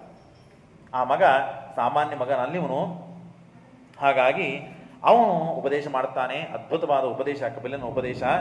ಯೋಗ, ಅಮ್ಮ ನಿನಗೆ ಯೋಗವನ್ನ ಉಪದೇಶ ಮಾಡುತ್ತೇನೆ. ಯೋಗ ಆಧ್ಯಾತ್ಮಿಕ ಪುಂಸಃ ಮತೋ ನಿಶ್ಚಾಯಸೈವೈ ಅನಂತೋಪರತಿಸ್ತತ್ರ ದುಃಖಸ್ಯ ಚ ಸುಖಸ್ಯ ಚ ಮನೆಯವ ಮನುಷ್ಯಾಣಂ ಕಾರಣಂ ಬಂಧ ಮೋಕ್ಷಯೋ ಅಂತ ಹೇಳಿತ್ತದೆ ಶಾಸ್ತ್ರ. ಎಲ್ಲದಕ್ಕೂ ಕಾರಣವಾದದ್ದು ಮನಸ್ಸು, ಬಂಧನಕ್ಕೂ ಕಾರಣ, ಸುಖಕ್ಕೂ ಕಾರಣ, ಮೋಕ್ಷಕ್ಕೂ ಕಾರಣ. ಮನಸ್ಸನ್ನು ಯಾವ ರೀತಿಯಾಗಿ ತಾನು ಬಂಧನದಲ್ಲಿ ಇಟ್ಟುಕೊಳ್ತಾನೋ ಹಾಗೆ ತಾನು ಜೀವನ ಸಾಗಿಸ್ತಾನೆ. ಹಾಗಾಗಿ ಚೇತಃಖಲ್ವಸ್ಯ ಬಂಧಾಯ ಮುಕ್ತಯೇ ಚಾತ್ಮನೋಮತಂ ಗುಣೇಶು ಸಕ್ತಂ ಬಂಧಾಯ ರತಂ ವಾ ಪುಂಸಿ ಮುಕ್ತಯೇ ಅಹಂ. ಇದೆಲ್ಲ ಬಂಧನಕ್ಕೆ ಒಳಗಾಗುವ ಮುಖ್ಯ ಕಾರಣ ಏನು ಗೊತ್ತಾ? ನೀನೇ ಅಂತಂದ ದೇವರು. ಯಾವಾಗಲೂ ನಂದು ಅಂತಂತಿ, ನಂದು ಹಣ್ಣು, ನಂದು ಮನೆ, ನನ್ನ ಮಗ, ನನ್ನ ಹೆಂಡತಿ, ನನ್ನ ಮಗ, ನನ್ನ ಗಂಡ, ಎಲ್ಲ ನಾನು ನಿಂದೇನಿದೆ ಇಲ್ಲಿ? ನಿಂದೇನೂ ಇಲ್ಲ. ಅಹಂ ಅಂತನ್ನುವ ಮಮತಾಭಿಮಾನ ಅದನ್ನು ಬಿಡಬೇಕು. ಇದೆಲ್ಲ ದೇವರದು, ದೇವರು ಕೊಟ್ಟದ್ದು, ದೇವರಿಂದ ಆದದ್ದು, ದೇವರ ಪ್ರೇರಣೆ, ದೇವರ ರಕ್ಷಣೆ ಅಂತ ಹೇಳಿ ದೇವರನ್ನ ಸದಾಕಾಲ ನಂದು ಅಂತನೋದು ಬಿಡು, ದೇವರು ಅಂತನೋದು ಜೋಡಿಸು, ಆಗ ನೀನು ಉದ್ಧಾರ ಆಗ್ತದೆ. ಆ ಮನಸ್ಸಿಗೆ ಸಂಸ್ಕಾರ ಕೊಡು. ಮನಸ್ಸಿಗೆ ಸಂಸ್ಕಾರ ಕೊಟ್ಟಾಗ ಅದು ಮಾಡಲಿಕ್ಕೆ ಸಾಧ್ಯವಿದೆ. ಅಹಂ ಮಮಾಭಿಮಾನೋತ್ಥೈಹಿ ಕಾಮಲೋಭಾದಿವರ್ಜಿತೈಹಿ. ಹಾಗೆ ಮಾಡಿದಾಗ ಕಾಮದೋರ ಆಗ್ತದೆ.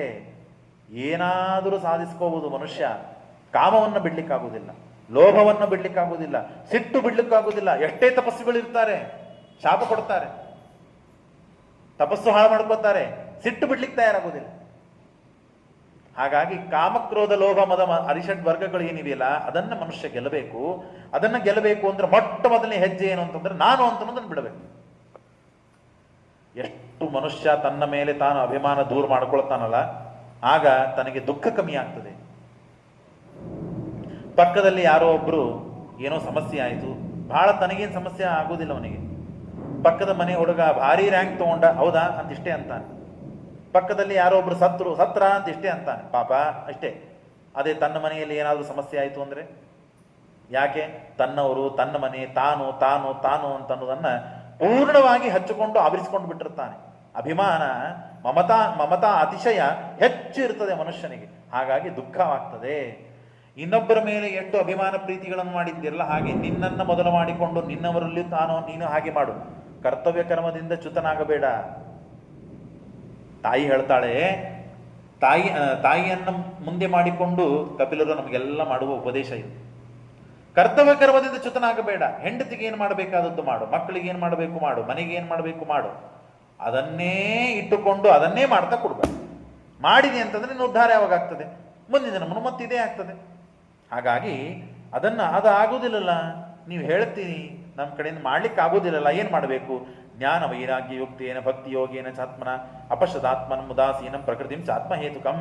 ಅದಾಗಬೇಕು ಅಂತಂದ್ರೆ ಅಂಥ ಜನ ಎಲ್ಲಿದ್ದಾರಲ್ಲ ಹುಡಿಕೊಂಡು ಹೋಗು. ಅಂಥ ಜನ ಮಾಡೋರು ಇದ್ದಾರಲ್ಲ, ನಿನಗೆ ಮಾಡ್ಲಿಕ್ಕೆ ಆಗ್ತಾ ಇಲ್ಲ, ನಿನಗೆ ಮಾಡ್ಲಿಕ್ಕೆ ಆಗ್ತಾ ಇಲ್ಲ, ಆದರೆ ಅಂಥ ಜನ ಮಾಡೋರಿದ್ದಾರೆ. ಆ ಜನವನ್ನು ಹುಡುಕಿಕೊಂಡು ಹೋಗಿ ಅವರ ಸಂಘದಲ್ಲಿ ಬೀಳು, ಅವರ ಪಾದ ಸೇವೆಯನ್ನೇ ಮಾಡು, ಅವರ ಮನೆ ಕಸ ತೆಗಿ, ಅವ್ರ ಮನೆಯಲ್ಲಿ ಬಿದ್ದಿರು, ಹುಳನಾಗಿ ಬೀಳು, ಆದರೆ ಅವರ ಮನೆಯಲ್ಲಿರು. ಇಂದಿಲ್ಲೋ ನಾಳೆ ಅವರ ಸಂಪರ್ಕದಿಂದ ಅವರ ಅನ್ನ, ಅವರ ಪರಿಸರ ಇರೋದರಿಂದ ಅವರಂತೆ ನೀನು ಆಗುವ ಸಂಭಾವನೆ ಬರ್ತದೆ ಮನುಷ್ಯನಿಗೆ, ಇಲ್ಲದಿದ್ರೆ ಬರುವುದಿಲ್ಲ. ಅಂಥವ್ರು ಅವರು ಈಗ ಯಾರಂತ ಗುರುತು ಮಾಡಿಕೊಳ್ಬೇಕು? ಹಾಗೆ ಇದ್ದಾರೆ. ಸಾಮಾನ್ಯವಾಗಿ ಸತ್ಕರ್ಮವನ್ನು ಮಾಡುವನು, ದಾನವನ್ನು ಕೊಡುವನು, ಶ್ರೇಷ್ಠ ಉತ್ತಮ ಕೆಲಸಗಳನ್ನು ಮಾಡುವನು ಎಂದೂ ತಾನು ನಾನು ಮಾಡೀನಿ ಅಂತ ಎಂದು ಹೊರಗೆ ಹೇಳುವುದಿಲ್ಲ. ಏನೋ ತಪಸ್ಸು ಒಳ್ಳೆ ಕೆಲಸ ಮಾಡಿಕೊಂಡು ಬಂದ, ನಾನು ಮಾಡ್ಕೊಂಡು ಬಂದಿರಿ, ನಾ ಮಾಡ್ಕೊಂಡು ಬಂದಿ ಅಂತ ಹೇಳಿದ್ರೆ ಮುಗಿತು. ಅದಕ್ಕೆ ಏನು ಸಿಗುವುದಿದೆ? ಏನೂ ಸಿಗುವುದಿಲ್ಲ. ಯಾವ ವ್ಯಕ್ತಿ ಎಲ್ಲ ಮಾಡಿಕೊಂಡು ಬಂದು ಸುಮ್ಮನೆ ಇರ್ತಾನಲ್ಲ, ಅವನು ನಿಜವಾದ ದಾನಿ, ನಿಜವಾದ ತಪಸ್ವಿ, ನಿಜವಾದ ಪೂಜನೀಯ ಅಂತ ವ್ಯಕ್ತಿ. ಅಂಥವರನ್ನು ಹುಡುಕಿಕೊಂಡು ಹೋಗು ನೀನು. ಅವರ ಲಕ್ಷಣ ಇದೆಲ್ಲ. ತಿತಿಕ್ಷವ, ಏನು ಮಾಡಿದರೂ ಅವರು ಸಹನೆ ಮಾಡಿಕೊಳ್ತಾರೆ. ಮೊದಲಿಗೆ ಬೈತೀರಾ ಬೈರಿ, ಅಂತೀರಾ ಅನ್ರಿ, ಊಟಕ್ಕೆ ಹಾಕಿದ್ರೆ ಊಟ ಮಾಡ್ತಾರೆ, ಇಲ್ಲ ಸುಮ್ಮನೆ ಇರ್ತಾರೆ, ಸಿಟ್ಟು ಮಾಡಿಕೊಳ್ಳೋದಿಲ್ಲ, ಬೈಯುವುದಿಲ್ಲ, ಅನ್ನೋದಿಲ್ಲ. ಸಣ್ಣವರು ಬೈಲಿ ದೊಡ್ಡವರು ಬೈಲಿ ಏನಂದ್ರು ತಿತಿಕ್ಷವ, ಸಹನೆ ಮಾಡಿಕೊಳ್ಳೋ ಸಾಮರ್ಥ್ಯ. ಬಹಳ ಕಷ್ಟ ಇದೆ ಇದು. ಏನೂ ಮಾಡದೇ ಇದ್ದ ವ್ಯಕ್ತಿಗೆ ಅಂದರೆ, ಮಾಡಿದ ವ್ಯಕ್ತಿಗೆ ಅಂದ್ರೆ ಸಿಟ್ಟು ಬರ್ತದೆ, ಏನೂ ಮಾಡದೇ ಇದ್ದ ವ್ಯಕ್ತಿಗೆ ಅಂದ್ರಂತೂ ಮುಗಿದೇ ಹೋಯ್ತು. ಅಂತದ್ದು ತಿತಿಕ್ಷವ. ಮೊದಲನೇದ್ದು ಸಜ್ಜನನ ಲಕ್ಷಣ ಏನು ಅಂದ್ರೆ, ಏನಾದರೂ ಸಹನೆ ಮಾಡಬೇಕು, ಅವನು ಸಜ್ಜನ ಅಂತ. ಅದಕ್ಕೆಲ್ಲ ತಾರತಮ್ಯ ಇದೆ. ಹಾಗಾದ್ರೆ ಕೊಲ್ಲಿಕ್ಕೆ ಬಂದಾಗೂ ಸುಮ್ಮನೆ ಇರಬೇಕಾ? ಇವೆಲ್ಲ ಪ್ರಶ್ನೆಗಳು ಬರ್ತದೆ. ಅವನ್ನೆಲ್ಲ ಕೇಳಿ ತಿಳ್ಕೋಬೇಕು. ಪ್ರವಚನದಲ್ಲಿ ಇಷ್ಟಕ್ಕೆ ಮುಂದೆ ಹೋಗ್ತೇನೆ. ಅದಕ್ಕೆಲ್ಲ ಅಪಧರ್ಮಗಳು ಅಂತಿವೆ. ಯಾವ ಕಾಲಕ್ಕೆ ಏನು ಹೇಗಿರಬೇಕು ಮನುಷ್ಯ. ಹಾಗಾದ್ರೆ ದಾನ ಕೊಡ್ಬೇಕಂತ ಹೇಳಿ ಎಲ್ಲ ದಾನ ಕೊಟ್ಬಿಡುದಾ? ಹಾಗೂ ಇಲ್ಲ. ತಪಸ್ಸು ಮಾಡಬೇಕು ಅಂತ ಹೆಂಡತಿ ಮಕ್ಕಳನ್ನ ಬೀದಿಗೆ ಹಾಕಿ ತಪಸ್ಸು ಕೂತ್ಬಿಡುದಾ? ಹಾಗೂ ಇಲ್ಲ. ಅದಕ್ಕೆಲ್ಲ ತಾರತಮ್ಯ ಇದೆ. ಆಯಾ ರೀತಿಯಿಂದ ಮಾಡಬೇಕು ಅಂತ ಇದೆ.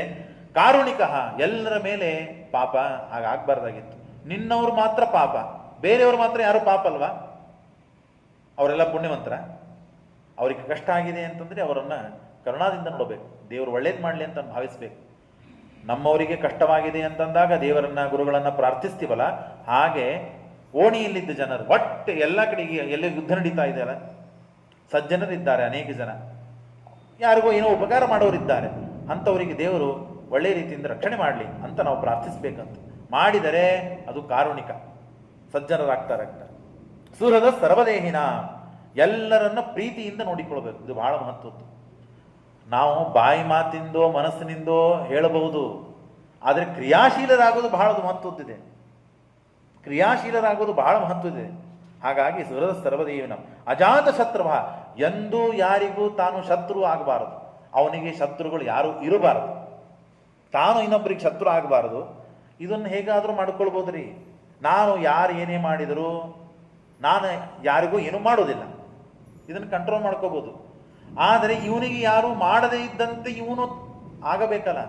ಇವನಿಗೆ ದ್ವೇಷ ಮಾಡಬಾರದು ಯಾರು, ಹಾಗೆ ಅಜಾತ ಶತ್ರು ಆಗಬೇಕು. ಹೆಂಗಾಗ್ಲಿಕ್ಕೆ ಸಾಧ್ಯ ಇದೆ?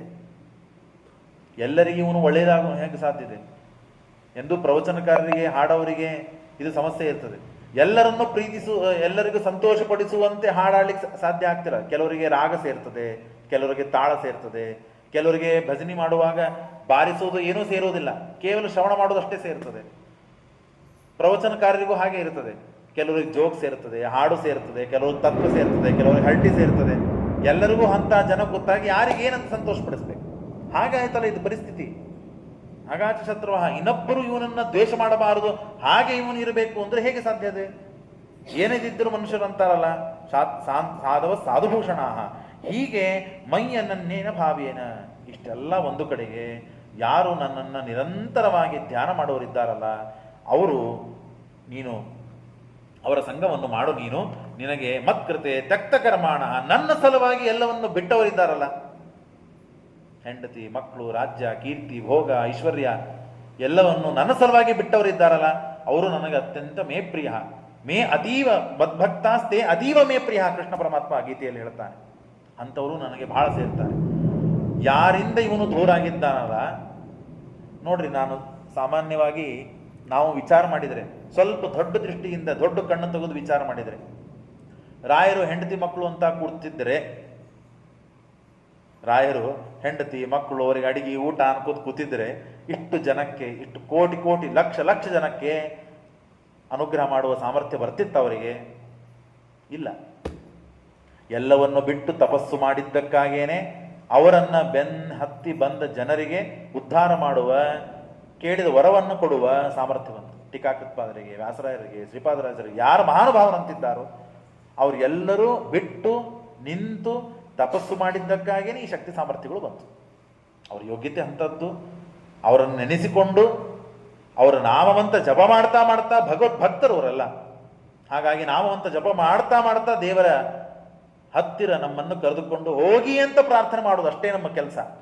ಅಷ್ಟು ಸಾಮರ್ಥ್ಯ ನಮಗಿಲ್ಲ. ಎಲ್ಲ ಬಿಟ್ಟು ತಪಸ್ಸಿಗೆ ಕೊಡೋಣ, ಕಾಡಿಗೆ ಹೋಗೋಣ, ಅದೆಲ್ಲ ನಮಗೆ ಆಗೋದಿಲ್ಲ. ಈಗೂ ಅಂತ ಜನ ಇದ್ದಾರೆ. ಮದಾಶ್ರಯ ತಕ್ತಕರ್ಮಾಣ ಸತಾಂ ಪ್ರಸಂಗಾತ್ ಮಮ ವೀರ್ಯ ಸಂಪದೋ ಭವಂತಿ ಹೃತ್ಕರ್ಣ ರಸಾಯನ ಕಥಾ ತದ್ದೋಷಣಾತ್ ಆಶು ಅಪವರ್ಗವರ್ತ್ಮನಿ ಶ್ರದ್ಧಾರತಿರ್ ಭಕ್ತಿರಮುಕ್ರಮಿಷ್ಯತಿ.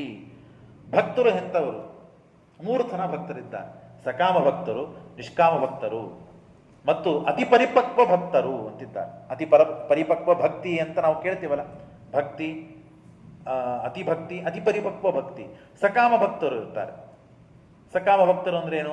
ಅದಕ್ಕೆ ಕೃಷ್ಣ ಗೀತೆಯಲ್ಲಿ ಹೇಳ್ತಾನೆ, ಅರ್ಥೋ ಜಿಜ್ಞಾಸುರ ಅರ್ಥಾರ್ಥಿ ಜ್ಞಾನೀಚ ಭರತರ್ಷಭ ತೇಷಾಂ ಜ್ಞಾನಿ ನಿತ್ಯಯುಕ್ತ ಏತ ಭಕ್ತಿರ್ ವಿಶಿಷ್ಯತೆ ಪ್ರಿಯೋ ಹಿ ಜ್ಞಾನಿನೋ ಅಹಂ ಚ ಮಮ ಪ್ರಿಯವಃ. ಅರ್ಥೋ ಜಿಜ್ಞಾಸು, ಬಹಳ ರೋಗ ಆಗಿದೆ, ಹಣ ಇಲ್ಲ, ಎಲ್ಲರೂ ಬೈತಾ ಇದ್ದಾರೆ. ಆಗ ದೇವರ ಹತ್ರ ಹೋಗ್ತಾನೆ, ಗುರುಗಳ ಹತ್ರ ಹೋಗ್ತಾನೆ, ಕುಂಡ್ಲಿ ತೋರಿಸ್ತಾನೆ, ಜ್ಯೋತಿಷ್ ಕೇಳ್ತಾನೆ, ಏನ್ ಮಾಡಬೇಕು ಅಂತಾನೆ. ಅಲ್ಲಿವರೆಗೆ ಅದು ಸಮಸ್ಯೆ ಆಗ್ತಾ ಇದ್ದಿದ್ದಿಲ್ಲ ಅಂದ್ರೆ ಎಂದೂ ದೇವರ ಹತ್ರ ಹೋಗ್ತಾನೆ ಇಲ್ಲ ಅವನು. ಗುರುಗಳ ಹತ್ರ ಹೋಗಿ ಏನ್ ಮಾಡ್ಬೇಕ್ರಿ, ಯಾವ ಹೋಮ ಮಾಡಿಸ್ಬೇಕ್ರಿ, ಯಾವ ಜಪ ಮಾಡ್ಬೇಕ್ರಿ, ಯಾವ ಅನುಷ್ಠಾನ ಮಾಡ್ಬೇಕ್ರಿ ಕೇಳ್ತಾನೆ ಇದ್ದಿದ್ದಿಲ್ಲ. ಇಂಥ ಯಾವ ಭಕ್ತ ಇದ್ದ, ಅವನು ಭಕ್ತನೇ, ದೇವರನ್ನು ನಂಬುವನೇ, ದೇವರ ಮೇಲೆ ವಿಶ್ವಾಸ ಇದ್ದವನೇ. ಆದರೆ ದೇವರ ಹತ್ರ ಹೋಗಿ ಕೂಡುವ ಸಮಯ ಅವನಿಗೆ ಸಂಕಟ ಬಂದಾಗ ಆರ್ತಭಕ್ತ. ಇನ್ನು ಜಿಜ್ಞಾಸು, ದೇವರು ಹೇಗಿದ್ದಾನೆ, ದೇವರ ಗುಣಗಳೇನು, ದೇವರನ್ನ ತಿಳಿಯುವುದು ಹೇಗೆ ಅಂತ ದೇವರನ್ನ ಜಿಜ್ಞಾಸು ಮಾಡುವ ಭಕ್ತ ಒಬ್ಬನಿದ್ದ. ಆರ್ತೋ ಜಿಜ್ಞಾಸು ಅರ್ಥಾರ್ಥಿ. ಹಣ ಬೇಕು, ಕೀರ್ತಿ ಬೇಕು, ರಾಜ್ಯ ಬೇಕು, ಅದಕ್ಕಾಗಿ ದೇವರನ್ನ ಭಕ್ತಿ ಮಾಡುವ ಮನುಷ್ಯರಿದ್ದಾರೆ. ಆರ್ತೋ ಜಿಜ್ಞಾಸು ರರ್ಥಾರ್ಥಿ ಜ್ಞಾನೀಚ ಭರತರ್ಷಿ. ಇನ್ಯಾವುದಕ್ಕೂ ದೇವರನ್ನ ಬೇಡೋದಿಲ್ಲ, ದೇವರ ಸಲವಾಗಿ ದೇವರನ್ನ ಬಿಡೋದು. ಇಂಥವರಿದ್ದಾರೆ. ಅವನು ನಿಷ್ಕಾಮ ಭಕ್ತಿ, ಅದು ಯಾವುದನ್ನು ಬಿಡೋದಿಲ್ಲ. ನಿಷ್ಕಾಮ, ಸಕಾಮವಾಗಿ ಮಾಡುವಂತಹ ಭಕ್ತಿ ಇದು. ದೇವರ ಸಲವಾಗಿ, ದೇವರು ನಿನಗೆ ಗೊತ್ತಿದೆ, ನೀನು ಸರ್ವಜ್ಞ. ಹೀಗೆ ಸಕಾಮವಾಗಿ ಭಕ್ತಿಯನ್ನು ಮಾಡಿದರೆ ದೇವರ ಸರ್ವಜ್ಞತ್ವ, ಸರ್ವೇಶ್ವರತ್ವ ಬಗ್ಗೆ ನಾವು ಮಿಥ್ಯಾ ಉಪಾಸನೆ ಮಾಡಿದಂತೆ ಆಗ್ತದಂತೆ. ನಮಗೆ ಹೆಂಡತಿ ಬೇಕು, ಮಕ್ಕಳು ಬೇಕು, ರಾಜ್ಯ ಬೇಕು, ಕೀರ್ತಿ ಬೇಕು, ಭೋಗ ಬೇಕು, ಮನೆ ಬೇಕು, ಮಠ ಬೇಕು, ಏನೇನು ಬೇಕು ಅಂತಿದೆ, ಅದ್ಯಾವುದಿದೆ ದೇವರಿಗೆ ಗೊತ್ತಿಲ್ವಾ? ನಮಗೆ ಏನು ಬೇಕು, ನಾಳೆ ಏನು ಬೇಕು, ಹಿಂದೆ ಏನು ಇತ್ತು, ಇವತ್ತು ಏನು ಬೇಕಾಗಿದೆ ಅಂತ ಅನ್ನೋದು ದೇವರಿಗೆ ನಮ್ಮ ಬಗ್ಗೆ ಗೊತ್ತಿಲ್ವಾ? ಗೊತ್ತಿದ್ರೆ ನಾವು ದೇವರಿಗೆ ಕೇಳಬೇಕಾಕೆ? ಹಾಗಾದ್ರೆ ಕೊಡೋನಿದ್ರೆ ದೇವರು ಕೊಟ್ಟೆ ಕೊಡ್ತಾನೆ. ನೀವು ಎಷ್ಟು ಕೇಳಿದ್ರು ದೇವರು ಕೊಡಬಾರ್ದು ಅಂತ ಸಂಕಲ್ಪ ಮಾಡಿದ್ರೆ ನೀವು ಕೇಳಿದ್ ವೇಸ್ಟ್ ಆಯ್ತಲ್ಲ. ಹಾಗಾಗಿ ಕೇಳದೇನೆ ದೇವರನ್ನು ಕುರಿತು ನಾವು ಪ್ರಾರ್ಥನೆ ಮಾಡಿದರೆ ಕದಾಚಿತ್ ದೇವರು, ಅವನು ಸರ್ವೇಶ್ವರತ್ವ, ಸರ್ವೋತ್ತಮತ್ವ ಶಕ್ತಿ ಇರೋದರಿಂದ ಕೊಡಬಾರದಂತಿದ್ರು ದೇವರು ಕೊಡಬಹುದು ಕದಾಚಿತ್. ಹಾಗಾಗಿ ದೇವರ ಸರ್ವಜ್ಞತ್ವಕ್ಕೆ ಚ್ಯುತಿ ಬರ್ತದೆ. ಹಾಗಾಗಿ ನಾವು ದೇವರನ್ನ ಏನೂ ಕೇಳಬಾರದು. ಅಂಥ ಭಕ್ತಿ ಅದು ನಿಷ್ಕಾಮವಾದ ಭಕ್ತಿ. ಆ ನಿಷ್ಕಾಮವಾಗಿ ಕರ್ಮ ಮಾಡುವಂತೆ ನಿಷ್ಕಾಮವಾದ ಭಕ್ತಿಯಿಂದ ಅವೆಲ್ಲ ಮಾಡಲಿಕ್ಕೆ ಸಾಧ್ಯವಿದೆ. ಅದು ಮಾಡೋದು ತುಂಬ ಕಷ್ಟ. ಅದನ್ನು ಮಾಡು. ಯದ್ಭಯಾತ್ ಭಾತಿ ಮಾತೋಯಂ. ದೇವರ ಸಾಮರ್ಥ್ಯ ಏನು ಗೊತ್ತಾ? ಮಳೆ ಬರಬೇಕು ಅಂದ್ರೆ ಬರಬೇಕು. ನೀನು ಪ್ರತಿನಿತ್ಯ ಹೇಗಿದೆ ವಿಚಿತ್ರ. ತಾಯಿ ಒಂದು ದಿವಸ ಮುಂಜಾನೆದ್ದು ಟಿಫಿನ್ ಮಾಡ್ಕೊಳ್ಳಿಲ್ಲ ಅಂದ್ರೆ ಸ್ಕೂಲಿಗೆ ಕಾಲೇಜಿಗೆ ಹೋಗುವಂತಹ ಮಕ್ಕಳು ಉಪವಾಸ ಹೋಗ್ಬೇಕಾಗ್ತದೆ. ಆರಾಮಿಲ್ಲ ಅಂತ ಮಲ್ಕೊಂಡ್ರೆ ಮಧ್ಯಾಹ್ನ ಊಟಿಲ್ಲ ಮನೆಯಾಗೆ. ಒಬ್ಬ ತಾಯಿ, ಒಬ್ಬ ಹೆಣ್ಮಗಳು ಮನೆಯಲ್ಲಿ ತಾನು ಮಾಡುವ ಕೆಲಸದಿಂದ ಒಂದು ದಿವಸ ನಿವೃತ್ತಳಾದ್ರೆ ಇದೆಲ್ಲ ಸಮಸ್ಯೆ ಇದೆ. ಸೂರ್ಯ ಒಂದು ದಿವಸ ಬಿಸಿಲು ಕೊಡ್ಲಿಲ್ಲ ಅಂತಂದ್ರೆ ಏನಾಗ್ತದೆ ಪರಿಸ್ಥಿತಿ? ಇದೆಲ್ಲ ದೇವರು ಮಾಡುವಂತೆ ಸ್ವಭಾವ ಕೊಡ್ತಾನೆ. ತಾಯಿ ಕೂಸಿಗೆ ಪ್ರೀತಿ ಮಾಡುವ ಸ್ವಭಾವ ತಾಯಿಗೆ ಹುಟ್ಟಿದ ಕೂಸಿಗೆ ಮಾಡಲಿಲ್ಲ, ಆ ಸ್ವಭಾವವನ್ನು ದೇವರು ಕೊಡ್ಲಿಲ್ಲ ಅಂತಂದ್ರೆ, ನಾವೆಲ್ಲ ಗಂಡಸರಿದ್ದೀವಲ್ಲ, 2 ತಾಸು 3 ತಾಸು ಒಂದು ಕೂಸನ್ನು ಕೈಯಲ್ಲಿ ಇಟ್ಕೊಂಡು ಆಟ ಆಡಿಸೋ, ಅದನ್ನು ಅಳುವುದನ್ನು ನಿಲ್ಲಿಸೋಣ, ಮಾಡ್ಲಿಕ್ಕೆ ಆಗ್ತದೆ? ನಮ್ಮ ಕೈಗೆ ಆಗೋದಿಲ್ಲ. ಆ ಪೇಷನ್ಸ್, ಆ ಪ್ರೀತಿ ನಮಗೆ ಕೊಟ್ಟಿಲ್ಲ, ಅದನ್ನು ಸಂಭಾಳಿಸುವ ಶಕ್ತಿ ನಮಗೆ ಕೊಟ್ಟಿಲ್ಲ ಅಂತ ಹೇಳಿ ಅದರ ಮೇಲೆ ನಮಗೆ ಪ್ರೀತಿ ಇಲ್ಲ ಅಂತೂ ಅಲ್ಲ. ಮತ್ತೆ ಆಯಾ ಶಕ್ತಿಗಳನ್ನು ಆಯಾ ದೇವರು, ಆಯಾ ತಾಯಿಯಲ್ಲಿ ನಿಂತು ದೇವರೇ ಮಾಡಿಸ್ತಾನೆ ಅದನ್ನು. ಇದನ್ನೆಲ್ಲ ಮಾಡಿಸು. ಯದ್ಭಯಾತ್ ವಾತಿವಾತೋಯಂ ಸೂರ್ಯಸ್ತಪತಿ ಯದ್ಭವ. ಇದನ್ನೆಲ್ಲ ತತ್ವಾಭಿಮಾನಿ ದೇವತೆಗಳಿಗೆ ಆ ಕೆಲಸವನ್ನು ಮಾಡದೇ ಇದ್ರೆ ಅವರಿಗೆ ವಿಪಕ್ಷೆ ದಂಡಕ ಇದೆ. ಹಾಗೆ ಮಾಡದೇ ಇದ್ರೆ ಅವರಿಗೆ ಭಯ ಇದೆ ದೇವರಿಂದ. ಯಮನಿಗೆ ಶಕ್ತಿ ಯಾರಿಗೆ ರೀ? ಭಗವದ್ಭಕ್ತರನ್ನಾಗಲಿ ಅಥವಾ ನಿಂದಾ ಮಾಡುವವರನ್ನಾಗಲಿ ಹಿಂಸಾ ಮಾಡುವ ಇಚ್ಛೆ ಇರ್ತದೆ ನೋಡೋಣ, ಯಾರಿಗಿರೋದಿಲ್ಲ. ಆದರೆ ಯಮಧರ್ಮರಾಜನಿಗೆ ಅನಂತ ಜೀವರಾಶಿಗಳನ್ನು ಶಿಕ್ಷೆ ಮಾಡುವ ಪ್ರತಿನಿತ್ಯ ಕೆಲಸ ಯಾರು ಕೊಟ್ಟಿದ್ದಾರೆ? ದೇವರು ಕೊಟ್ಟಿದ್ದಾನೆ. ಮಾಡಲಿಲ್ಲ ಅಂದ್ರೆ ದೇವರು ಬೈತಾನೆ, ಹೊಡಿತಾನೆ ಅನ್ನೋ ಸಲುವಾಗಿ ಮಾಡಬೇಕಾಗ್ತದೆ. ಎಲ್ಲರಿಗೆ ಭಯ ಇದೆ. ಆದರೆ ಜ್ಞಾನ ವೈರಾಗ್ಯ ಯುಕ್ತೇನ ಭಕ್ತಿಯೋಗೇನ ಚಾತ್ನಃ ಕ್ಷೇಮಾಯ ಪಾದಮೂಲಮ್ಮೆ ಪ್ರವಿಶಂತಿ ಅಕುತೋ ಭಯಂ. ಹಾಗಾಗಿ ಭಯ ಇಲ್ಲದೆ ಇದ್ದ ಆರಾಮಾಗಿ ಇರೋದಂತಂದ್ರೆ ದೇವರಲ್ಲಿ ಭಕ್ತಿ ಮಾಡಿದಾಗ ಮುಂದೆ ಏನಾಗ್ತದೆ, ನಾಳೆ ಏನಾಗ್ತದೆ, ಹಿಂದೆ ಏನಾಗ್ತದೆ, ಇವತ್ತೇನಾಗ್ತದೆ ಇದರ ಬಗ್ಗೆ ವಿಚಾರ ಮಾಡದೇನೆ ದೇವರ ಮೇಲೆ ಭಾರ ಹಾಕಿ ದೇವರಲ್ಲಿ ಮಾಡಬೇಕಾದ ಭಕ್ತಿಯನ್ನು ಮಾಡಿಬಿಟ್ರೆ ದೇವರೆಲ್ಲ ದಾಟಿಸ್ತಾನೆ. 50 ವರ್ಷ, 60 ವರ್ಷ, 80 ವರ್ಷ, 100 ವರ್ಷ ಹೇಗೆ ದಾಟಿದ್ದೇವೆ? ದಾಟಿಲ್ವಾ ನಾವು? ಉಪವಾಸ ಇದ್ದೇವಾ? ಹಿಂದಿನ ಕಾಲದಲ್ಲಿ ಅರ್ಧ ಬಕ್ಕರಿ ತಿಂದಿರ್ತಿದ್ರು, ಒಂದೇ ಹೊತ್ತು ಮುಂಜಾನೆ ಹೊತ್ತು ಊಟ ಮಾಡಿ ರಾತ್ರಿ ಉಪವಾಸ ಇರ್ತಿದ್ರು. ನಾವೆಲ್ಲ ಕೇಳ್ತೇವೆ, ನಮ್ಮ ತಂದೆ ತಾಯಿ ಹಿಂಗೆ ಕಷ್ಟಪಟ್ರಿ, ನಮ್ಮ ಅಜ್ಜ ಹಿಂಗೆ ಮಾಡ್ತಿದ್ರು. ಎಂದಾದ್ರೂ ಉಪವಾಸ ಇದ್ದೇವಾ? ಏಕಾದಶಿ ಇರೋದಿಲ್ಲ. ಈ ಪರಿಸ್ಥಿತಿ ಇದೆ. ಅಂದಮೇಲೆ ದೇವರನ್ನು ಸುಖವಾಗಿಟ್ಟಿಲ್ವಾ?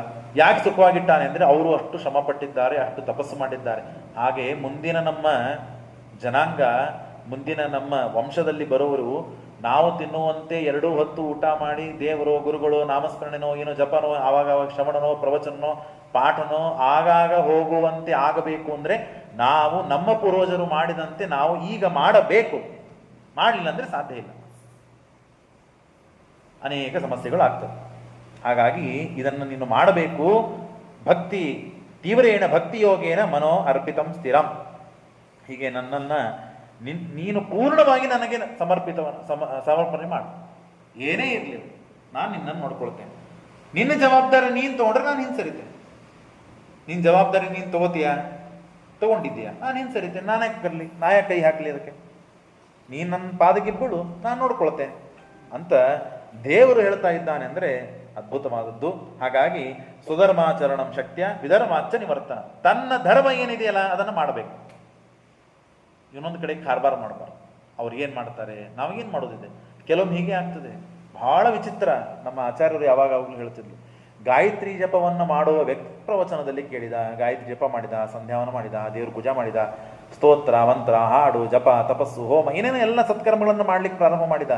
ಸತ್ಕರ್ಮಗಳನ್ನು ಮಾಡದೇ ಇದ್ದ ವ್ಯಕ್ತಿ ಸತ್ಕರ್ಮಗಳನ್ನು ಮಾಡಲು ಪ್ರಾರಂಭ ಮಾಡಿದ್ದಕ್ಕೆ ಸಂತೋಷ. ಆದರೆ ಮಾಡದೇ ಇದ್ದನ್ನು ನೋಡಿ ಟಿಂಗಲ್ ಮಾಡ್ತಾನೆ. ನಾನು ಇಷ್ಟು ಜಪ ಮಾಡ್ತೀನಿ, ನೀನೇನು ಮಾಡ್ತೀಯೋ? ನಾನಿಷ್ಟು ಅನ್ನದಾನ ಮಾಡ್ತೀನಿ, ನೀನೇನು ಮಾಡ್ತೀಯೋ ಅಂತ ಈ ವಿಪರೀತವಾದ ಬುದ್ಧಿ ಸತ್ಕರ್ಮ ಮಾಡದೇ ಇದ್ದವನು ಮಾಡ್ತಾ ಇದ್ದಾನೆ, ಸಂತೋಷ. ಆದರೆ ದೌರ್ಭಾಗ್ಯ ಏನದು ಅಂತಂದ್ರೆ, ಮಾಡಿದ್ದನ್ನೆಲ್ಲ ಹೇಳಿಕೊಂಡು ಮಾಡದೇ ಇದ್ದವನನ್ನು ಟಿಂಗಲ್ ಮಾಡಿದರೆ ಮಾಡಿದ ತಪಸ್ಸು ಹಾಳಾಗೋಗ್ಬಿಡುತ್ತೆ. ಈ ಬುದ್ಧಿ ಬರ್ತದೆ, ಯೋಗ್ಯತೆ ಇಲ್ಲದ ಮನುಷ್ಯನಿಗೆ. ಹಾಗಾಗಿ ವಿಧರ್ಮಾಚ ನಿವರ್ತನ. ಅವನು ಏನು ಮಾಡ್ತಾನೆ, ಅವನು ತಗೊಂಡು ಏನು ಮಾಡೋದಿದೆ? ಒಳ್ಳೆಯವರಾಗಿದ್ದರೆ, ಭಗವದ್ಭಕ್ತರಾಗಿದ್ದರೆ, ನಮ್ಮವರಾಗಿದ್ದರೆ, ನಮ್ಮ ಹೆಂಡತಿ ಮಕ್ಕಳಿಗೆ ಹೇಳಲಿಕ್ಕೆ ಬೇಕು. ಅವ್ರು ಒಳ್ಳೆಯವರು ಕೆಟ್ಟವರು ವಿಚಾರ ಮಾಡಬಾರದು. ನಾವು ಶ್ರೀನಿವಾಸ ಕಲ್ಯಾಣದಲ್ಲಿ ಕೇಳ್ತೇವಲ್ಲ, ಯಜಮಾನ ಗೃಹೇ ಎಸ್ತು ನ ವಿಚಾರ ಪರೋ ಭವೇತ್.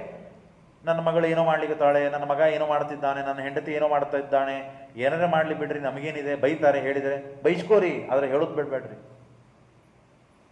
ನಿಮ್ಮ ಕರ್ತವ್ಯ. ನೀನೇನು ಮಾಡಿದೀವೋ ಅಂತ ನಿನ್ನನ್ನು ಪ್ರಶ್ನಿಸಿದಾಗ ನಾನು ಹೇಳಿದ್ದೆ, ಅವರು ಮಾಡಲಿಲ್ಲ ಅಂತ ನಾವು ಕೈ ಎತ್ತಲಿಕ್ಕೆ ಬರ್ತದೆ. ಹೇಳದೇ ಇದ್ದರೆ ಹೇಗೆ ಎಲ್ಲ ರೀತಿಯಿಂದ ಹೇಳೋದಿದೆ ಶಾಸ್ತ್ರದಲ್ಲಿ, ನಿಮಗೆಲ್ಲ ಗೊತ್ತಿದೆ. ಹೇಳಲಿಕ್ಕೆ ಬೇಕೇ. ಗುರು ಆದವನು ಶಿಷ್ಯನಿಗೆ ಹೇಳಬೇಕು. ಇಲ್ಲಾಂದ್ರೆ ನಗುರ್ ಸಜೀನಿನ ನ ಜನನೀನ ಸಸ್ಯಾತ್ ಅಂತ ಮುಂದೆ ಬರ್ತದೆ. ಗುರುರ್ನ ಸಸ್ಯಾತ್ ಸ್ವಜನೋನ ಸಸ್ಯಾತ್. ಗುರುಗಳು ಅಂತಾಗೋದು ಯಾವಾಗ? ಶಿಷ್ಯನಿಗೆ ಹೇಗಿಡಬೇಕು ಹಾಗಿಟ್ಟಾಗ. ತಾಯಿ ಅಂತ ಆಗೋಳು ಯಾವಾಗ? ಮಗನನ್ನ ಮಕ್ಕಳನ್ನ ಹೇಗಿಡಬೇಕು ಹಾಗಿಟ್ಟಾಗ. ಪತಿಯಾಗಿ ಇರುವುದು ಯಾವಾಗ? ಹೆಂಡತಿ ಮಕ್ಕಳು ಕುಟುಂಬವನ್ನ ಹೇಗೆ ನೋಡ್ಕೋಬೇಕು ಹಾಗೆ ನೋಡ್ಕೊಂಡ. ಇದೆಲ್ಲ ಅದರೊಳಗೆ ಅಡಿಕೊಂಡಿದೆ. ಹಾಗೆ ಮಾಡಿದರೇನೆ ಮನುಷ್ಯ ತಾನು ಒಳ್ಳೆ ರೀತಿಯಿಂದ ಇರ್ಲಿಕ್ಕೆ ಸಾಧ್ಯವಿದೆ. ಹಾಗಾಗಿ ಮೊದಲಿಗೆ ಸ್ವಧರ್ಮ ಆಚರಣೆ ಮಾಡಬೇಕು. ವಿಧರ್ಮದಿಂದ ಅವ್ರು ಏನು ಮಾಡ್ತಾರೆ, ಅವ್ರು ಏನು ಏನು ಬೇಕಾಗಿಲ್ಲ ನಮಗೆ. ದೈವಾಲಬ್ಧೇನ ಸಂತೋಷ. ಏನು ದೇವರು ಸಂತೋಷದಿಂದ, ಎಷ್ಟು ಹಣ, ಇಷ್ಟೇ ಪಗಾರ ಇದೆಯಲ್ಲ, ಇಷ್ಟೇ ಹಣ ಬರ್ತದಲ್ಲ, ಇಷ್ಟರಿಂದಲೇ ಕುಟುಂಬ ನಡೆಸಬೇಕು, ಇಷ್ಟದಿಂದಲೇ ಸಂತೋಷದಿರಬೇಕು, ಇಷ್ಟರಿಂದಲೇ ಆರಾಮಾಗಿರಬೇಕು. ಆತ್ಮವಿತ್ ಚರಣಾರ್ಚನಂ ಬ್ರಹ್ಮಚರ್ಯಂ ತಪಶ್ಶೌಚಂ ಸ್ವಾಧ್ಯಾಯ ಶುಶ್ರುವಾರ್ಚನಂ. ನಂತರದಲ್ಲಿ ದೇವರನ್ನ ಮನಸ್ಸಿನಲ್ಲಿ ಧ್ಯಾನ ಮಾಡಬೇಕು, ಅದನ್ನು ರೂಢಿ ಮಾಡ್ಕೋಬೇಕು. ನಿರಂತರವಾಗಿ ಭಾಗವತದಲ್ಲಿ ನಾನು ಹೇಳಿದ್ನಲ್ಲ, ಎಲ್ಲೂ ಸಕಾಮ ಕರ್ಮ ಮಾಡಿದವರ ಕಥೆ ಬಂದಿದೆ, ಸಕಾಮ ಕರ್ಮ ಮಾಡಿದವರ ಕಥೆ ಬಂದಿದೆ ಹೊರತು ಸಕಾಮ ಕರ್ಮವನ್ನು ಮಾಡ್ರಿ ಅಂತ ಎಲ್ಲೂ ಭಾಗವತದಲ್ಲಿ ಹೇಳಿಲ್ಲ. ಸಕಾಮ ಕರ್ಮ ಮಾಡಿದ್ದಾರೆ, ಅವ್ರ ಕಥೆ ಬಂದಿದೆ, ಅದನ್ನು ಕೇಳಿ ಹೀಗೆ ನಾವು ಸಕಾಮ ಕರ್ಮವನ್ನು ಮಾಡಬಾರದು, ನಿಷ್ಕಾಮ ಕರ್ಮವನ್ನು ಮಾಡಬೇಕು ಅಂತ ಬೋಧನ ರೂಪದಲ್ಲಿ ಕಥೆಗಳು ಬಂದಿದೆ ಹೊರತು ಅದನ್ನೇ ಮಾಡ್ರಿ ಎಂತೆಂದು ವಿಧಾನ ಮಾಡಿಲ್ಲ. ದೇವರ ಧ್ಯಾನ ಮಾಡೋದು ಮನಸ್ಸಿನಲ್ಲಿ, ಮಾಡಿದವರನ್ನ ಕೇಳಬೇಕು, ಎಷ್ಟು ಆನಂದ ಆಗ್ತದೆ ಅಂತ ಅನ್ನೋದನ್ನು. ನಮಗೆ ಹರಿಹಬ್ಬ ದಿನಗಳಲ್ಲಿ, ಹುಣ್ಣಿಮೆ ಅಮಾವಾಸ್ಯೆಗಳಲ್ಲಿ ಮಾಡಿದಾಗ ಸಂತೋಷವಾಗ್ತದೆ. ಹಾಗೆ ಪ್ರತಿನಿತ್ಯ ಮಾಡಲಿಕ್ಕೆ ಬೇಸರ ಆಗ್ತದೆ ಕದಾಚಿತ್ ಕೆಲವೊಮ್ಮೆ. ಅದನ್ನು ರೂಢಿ ಮಾಡಿಕೊಂಡರೆ ಅದು ಬೇಸರನೂ ಆಗುವುದಿಲ್ಲ, ಸಂತೋಷವಾಗ್ತದಂತೆ. ಶಾಸ್ತ್ರ ಹೇಳ್ತದೆ, ತಿಳಿಸ್ತದೆ ಏನಂತ ಧ್ಯಾನ ಮಾಡಬೇಕು. ಮುಂಜಾನೆ ಎದ್ದ ಕೂಡಲೇನೆ ಹಾಸಿಗೆಯಿಂದ ಹೊರಗೆ ಬಂದಾಗ ಅಥವಾ ಹಾಸಿಗೆಯಲ್ಲಿದ್ದಾಗಲೇ ಧ್ಯಾನಗಳನ್ನು ಹೇಳಿದ್ದಾರೆ, ಅಲ್ಲಿಂದೇ ಪ್ರಾರಂಭ ಮಾಡಬೇಕು ಅಂತಿದೆ. ಸಂಚಿಂತ ಯದ್ ಭಗವತಶ್ಚರಣಾರವಿಂದಂ ವಜ್ರಾಂಕುಶಧ್ವಜ ಸರೋರು ಹಲಾಂಚನಾಟ್ಯಂ ಉತ್ತುಂಗ ರಕ್ತ ವಿಜಲ್ನ ಕಚಕ್ರವಾಲ ಜ್ಯೋತ್ಸ್ನಾಭಿರಾಹಕ ಮಹದೃದಯಾಂಧಕಾರಂ. ನಮ್ಮ ಮನಸ್ಸಿನಲ್ಲಿ ಎರಡು ಅಂಧಕಾರಗಳಿವೆ. ಲೋಕದಲ್ಲಿದ್ದ ಅಂಧಕಾರ ಸೂರ್ಯ ನಾಶ ಮಾಡುತ್ತಾನೆ, ಮನಸ್ಸಿನಲ್ಲಿದ್ದ ಅಂಧಕಾರ ದೇವರು ನಾಶ ಮಾಡ್ತಾನೆ. ಸೂರ್ಯಾಂತರ್ಯಾಮಿಯಾದ ನಾರಾಯಣನೇ ನಾಶ ಮಾಡೋನು, ಹೊರಗಿದ್ದದ್ದು ಒಳಗಿದ್ದದ್ದು. ಆದರೆ ನಮಗೆ ಕಣ್ಣಿಗೆ ಕಾಣುವುದು ಸೂರ್ಯ ನಾಶ ಮಾಡ್ತಾನೆ ಅಂತ. ನಮ್ಮ ಒಳಗಿದ್ದ ಅಂಧಕಾರ ಯಾವಾಗ ಹೋಗುವುದು? ಹಾಗಾದರೆ ಒಳಗಿದ್ದ ದೇವರನ್ನು ಉಪಾಸನೆ ಮಾಡು, ಹಾಗಾದರೆ ಒಳಗಿದ್ದ ಅಂಧಕಾರ ನಾಶವಾಗ್ತದೆ. ಸಮಾನಾಧಿಕರಣದಲ್ಲಿ ಇದ್ದದ್ದು ಈಗ ಅಲ್ಲಿ ಕತ್ಲಿ ಇದೆ, ಯಾಕೆ? ಅಲ್ಲಿ ಲೈಟ್ ಹಚ್ಚಿಲ್ಲ ನಾವು. ಇಲ್ಲಿ ಬೆಳಕಿದೆ, ಯಾಕಂದ್ರೆ ಲೈಟ್ ಹಚ್ಚಿದ್ದೇವೆ. ಯಾವ ಅಧಿಕರಣದಲ್ಲಿ ಕತ್ಲಿ ಇರ್ತದೋ ಆ ಅಧಿಕರಣದಲ್ಲಿ ಬೆಳಕಿದ್ದರೆ ನಾಶ ಮಾಡುತ್ತದೆ. ಹಾಗೆ ಒಳಗಿದ್ದ ಅಂಧಕಾರ ನಾಶವಾಗಬೇಕಾದರೆ ಒಳಗಿದ್ದ ದೇವರನ್ನು ಉಪಾಸನೆ ಮಾಡಬೇಕು. ಹೇಗೆ ಉಪಾಸನೆ ಮಾಡಬೇಕು? ಎಂಥ ದೇವರನ್ನು ಏನಂತ ಉಪಾಸನೆ ಮಾಡಬೇಕು? ಸಂಚಿಂತೆಗೆ ಭಗವತಶ್ಚರಣ, ದೇವರ ಪಾದಕಮಲಗಳನ್ನು ಉಪಾಸನೆ ಮಾಡಿ. ಧ್ವಜ, ವಜ್ರ, ಅಂಕುಶ, ಶಂಖ, ಚಕ್ರ, ಗದಾ, ಪದ್ಮಗಳಿಂದ ಚಿಹ್ನಿತವಾದ ಮೆತ್ತಗನೆಯ ಕೆಂಪಾದ ಪರಮಾತ್ಮನ ಪಾದ. ಉತ್ತುಂಗ ತುಂಬಿ ತುಂಬಿ ತುಂಬಿದೆ ಅಂತೆ, ಚಪಟಾದ ಪಾದ ಇಲ್ಲ ಪರಮಾತ್ಮನದು, ತುಂಬಿಯಾದ ಪಾದ. ಉತ್ತುಂಗ ರಕ್ತ ವಿಲಸನ್ ನಖ ಚಕ್ರವಾಲ ಜ್ಯೋತ್ಸ್ನಾಭಿರಾಹದ ಮಹದೃದಯ ಅಂಧಕಾರ. ಇಂಥ ಪರಮಾತ್ಮನ ಪಾದವನ್ನ ಮನಸ್ಸಿನಿಂದ ಧ್ಯಾನ ಮಾಡಿದರೆ ಮನಸ್ಸಿನಲ್ಲಿ ಇದ್ದ ಅಂಧಕಾರ ನಾಶವಾಗ್ತದೆ. ಯಾಕೆ ಗೊತ್ತಾ? ಇದು ನಮ್ಮಂತ ನಿಮ್ಮಂಥವರು ಸಾಮಾನ್ಯರಿಗೂ ಅಲ್ಲ, ದೇವಾದಿ ದೇವತೆಗಳು ಪರಮಾತ್ಮನ ಪಾದಕಮಲಗಳನ್ನು ಹೀಗೆ ಮನಸ್ಸಿನಲ್ಲಿ ಧ್ಯಾನ ಮಾಡಿಕೊಂಡೇ ತಮ್ಮ ಮನಸ್ಸಿನಲ್ಲಿ ಇದ್ದ ಅಂಧಕಾರವನ್ನು ನಾಶ ಮಾಡಿಕೊಂಡದ್ದು. ಶಿವ ಇವನು ಶಿವ ಅಂತಾದದ್ದೇ ಮಂಗಳಕರವಾದ ದೇವತೆ ಅಂದರೆ ಶಿವ. ಮನಸ್ಸಿಗೆ, ದೇಹಕ್ಕೆ, ಬುದ್ಧಿಗೆ ಎಲ್ಲದಕ್ಕೂ ಸಂತೋಷವನ್ನು ಕೊಟ್ಟು ಸಮಾಧಾನವನ್ನು ನೀಡಿ ಆಪತ್ತುಗಳನ್ನು ಪರಿಹಾರ ಮಾಡುವ, ಕೇಳಿದ ಇಷ್ಟಾರ್ಥಗಳನ್ನು ವರವನ್ನು ಕೊಡುವಂತಹ ಮಹಾ ಸೌಭಾಗ್ಯ ಕೊಟ್ಟಿದ್ದಂಥ ದೇವತೆ ಅಂತಂದರೆ ಅದು ಶಿವ. ಆ ಶಿವನಿಗೆ ಆ ಸಾಮರ್ಥ್ಯ ಬಂದದ್ದು ಹೇಗೆ? ಈ ಪರಮಾತ್ಮನ ಪಾದವನ್ನು ಉಪಾಸನೆ ಮಾಡಿದ್ದಕ್ಕೆ. ಶಿವಶಿವೋಭೂ ಧ್ಯಾತುರ್ಮನಃ. ದೇವರ ಪ್ರತಿಮೆಗಳನ್ನು ಪೂಜೆ ಮಾಡ್ತಾ ಇರ್ತೇವೆ, ದೇವರ ಪ್ರತಿಮೆಗಳನ್ನು ಪೂಜೆ ಮಾಡ್ತಾ ಇರ್ತೇವೆ, ಯಾವುದ್ಯಾವುದೋ ಪ್ರತಿಮೆಗಳನ್ನು ಇಟ್ಕೊಂಡಿರ್ತೇವೆ. ಜ್ಞಾನಿಗಳು, ಹಿರಿಯರು, ವೃದ್ಧರು, ನಮ್ಮ ಮನೆಯಲ್ಲಿದ್ದ ಮನತನಸ್ಥರು, ಅವ್ರಿಗೆ ಕೇಳಬೇಕಂತೆ. ಕೇಳದೇನೆ ಪೂಜೆಯನ್ನು, ಪ್ರತಿಮೆಗಳನ್ನು, ಉಪಾಸನೆಗಳನ್ನು ಮಾಡಬಾರದು. ಅದರಲ್ಲಿಯೂ ಅಕ್ರಾಳ ವಿಕ್ರಾಳ ಈಗೆಲ್ಲ ಕೆಲವರು ಎಲ್ಲ ಮಾಡ್ತಾರೆ ಏನೇನೋ ಪ್ರತಿಮೆಗಳನ್ನು. ಸಿಟ್ಟಿನಿಂದ ಇದ್ದ ದೇವರ ಪ್ರತಿಮೆ, ಉಗ್ರ ರೂಪಿಯಾದ ದೇವರ ಪ್ರತಿಮೆಗಳನ್ನು ಎಂದೂ ನಾವು ಪೂಜೆಗಳನ್ನು ಮಾಡಬೇಕು. ಉಗ್ರ ನರಸಿಂಹ ಇದ್ದಾನ್ರಿ ನಮ್ಮ ಕುಲದೇವರು, ನಿಮ್ಮ ಕುಲದೇವರು ಉಗ್ರ ನರಸಿಂಹ ಆಗಿರಲಿ, ನೀವು ಪೂಜೆ ಮಾಡುವ ಪ್ರತಿಮೆ ಸೌಮ್ಯ ಇರಬೇಕು, ಮಂದಸ್ಮಿತವಾಗಿರಬೇಕು, ಅಂದಾಗಲೇ ಅದು ಹೊರ ಕೊಡ್ತದೆ. ಅಂಥ ಪ್ರತಿಮೆಗಳನ್ನು ಉಪಾಸನೆ ಮಾಡಬಾರದು ಅಂತ ಶಾಸ್ತ್ರ ಹೇಳುತ್ತೆ. ಯಾಕೆ? ಹಾಸಂ ಹರೇರನವತಾಖಿಲ ಲೋಕ ತೀವ್ರ ಶೋಕಾಶ್ರು ಸಾಗರ ವಿಶೋಷಣ ಮತ್ಯುದಾರಂ ಸಂಮೋಹನಾಯ ರಚಿತಂ ನಿಜ ಮಾಯಯಸ್ಯ ಭೂಮಂಡಲಂ ಮುನಿಕೃತೆ ಮಕರಧ್ವಜಸ್ಯ. ಮಂದಸ್ಮಿತವಾದ ಆ ಪರಮಾತ್ಮನ ಮುಗುಳುನಗೆ, ಆ ಮುಗುಳ್ನಗೆಯನ್ನು ಉಪಾಸನೆ ಮಾಡಿದರೆ ಅನವತಾಖಿಲ ಲೋಕ ತೀವ್ರ ಶೋಕಾಶ್ರು, ನಾವು ಕೂಸಿದ್ದಾಗ ತಾಯಿಯ ಹಾಲನ್ನು ಎಷ್ಟು ಕುಡಿದಿದ್ದೇವೆ ಅಂತಂದ್ರೆ ಅನಂತ ಜನ್ಮಗಳಿಂದ ಕ್ಷೀರ ಸಮುದ್ರ ನಾವು ಹಾಲು ಕುಡಿದ ಹಾಲು ಮುಂದೆ ಸಣ್ಣದಾಗ್ತದಂತ. ಅಷ್ಟು ಹಾಲುಗಳನ್ನು ಕುಡಿದೀವಿ ಅಂದ್ರೆ ವಿಚಾರ ಮಾಡಬೇಕು ನಾವು ಎಷ್ಟು ಜನ್ಮಗಳನ್ನು ತಾಳಿದ್ದೀವಿ, ಅನಂತ ಜನ್ಮಗಳು. ಹಾಗಾಗಿ ಆ ಅಷ್ಟು ಅನಂತ ಜನ್ಮಗಳನ್ನು ತಾಳಿದ್ದೇವೆ ಅಂದರೆ ನಮ್ಮ ದುಃಖ, ನಮ್ಮ ಅಶ್ರು ದುಃಖದಿಂದ ಹರಿದ ಕಣ್ಣಿನ ನೀರು ಎಷ್ಟಿದೆ ಅಷ್ಟು ಸಮುದ್ರ ಆಗಿದೆ. ಆ ಸಮುದ್ರ ಎಲ್ಲ ಪರಮಾತ್ಮನ ಮಂದಸ್ಮಿತವಾದ ಮುಗುಳ್ನಗೆಯನ್ನು ನೆನೆಸಿದಾಗ ಅದೆಲ್ಲ ಒಣಗಿ ಹೋಗ್ಬಿಡ್ತದಂತೆ. ಅಂದರೆ ದುಃಖವನ್ನು ಪರಿಹಾರ ಮಾಡ್ತದಂತೆ ಆ ಮಂದಸ್ಮಿತವಾದಂತಹ ಹಾಸದಿಂದ ಕೂಡಿದ ಪರಮಾತ್ಮನ ವಿಗ್ರಹ. ಅಂತಹ ಪರಮಾತ್ಮನ ವಿಗ್ರಹವನ್ನು ಮನಸ್ಸಿನಲ್ಲಿ ಧ್ಯಾನ ಮಾಡಬೇಕು ಅಂತ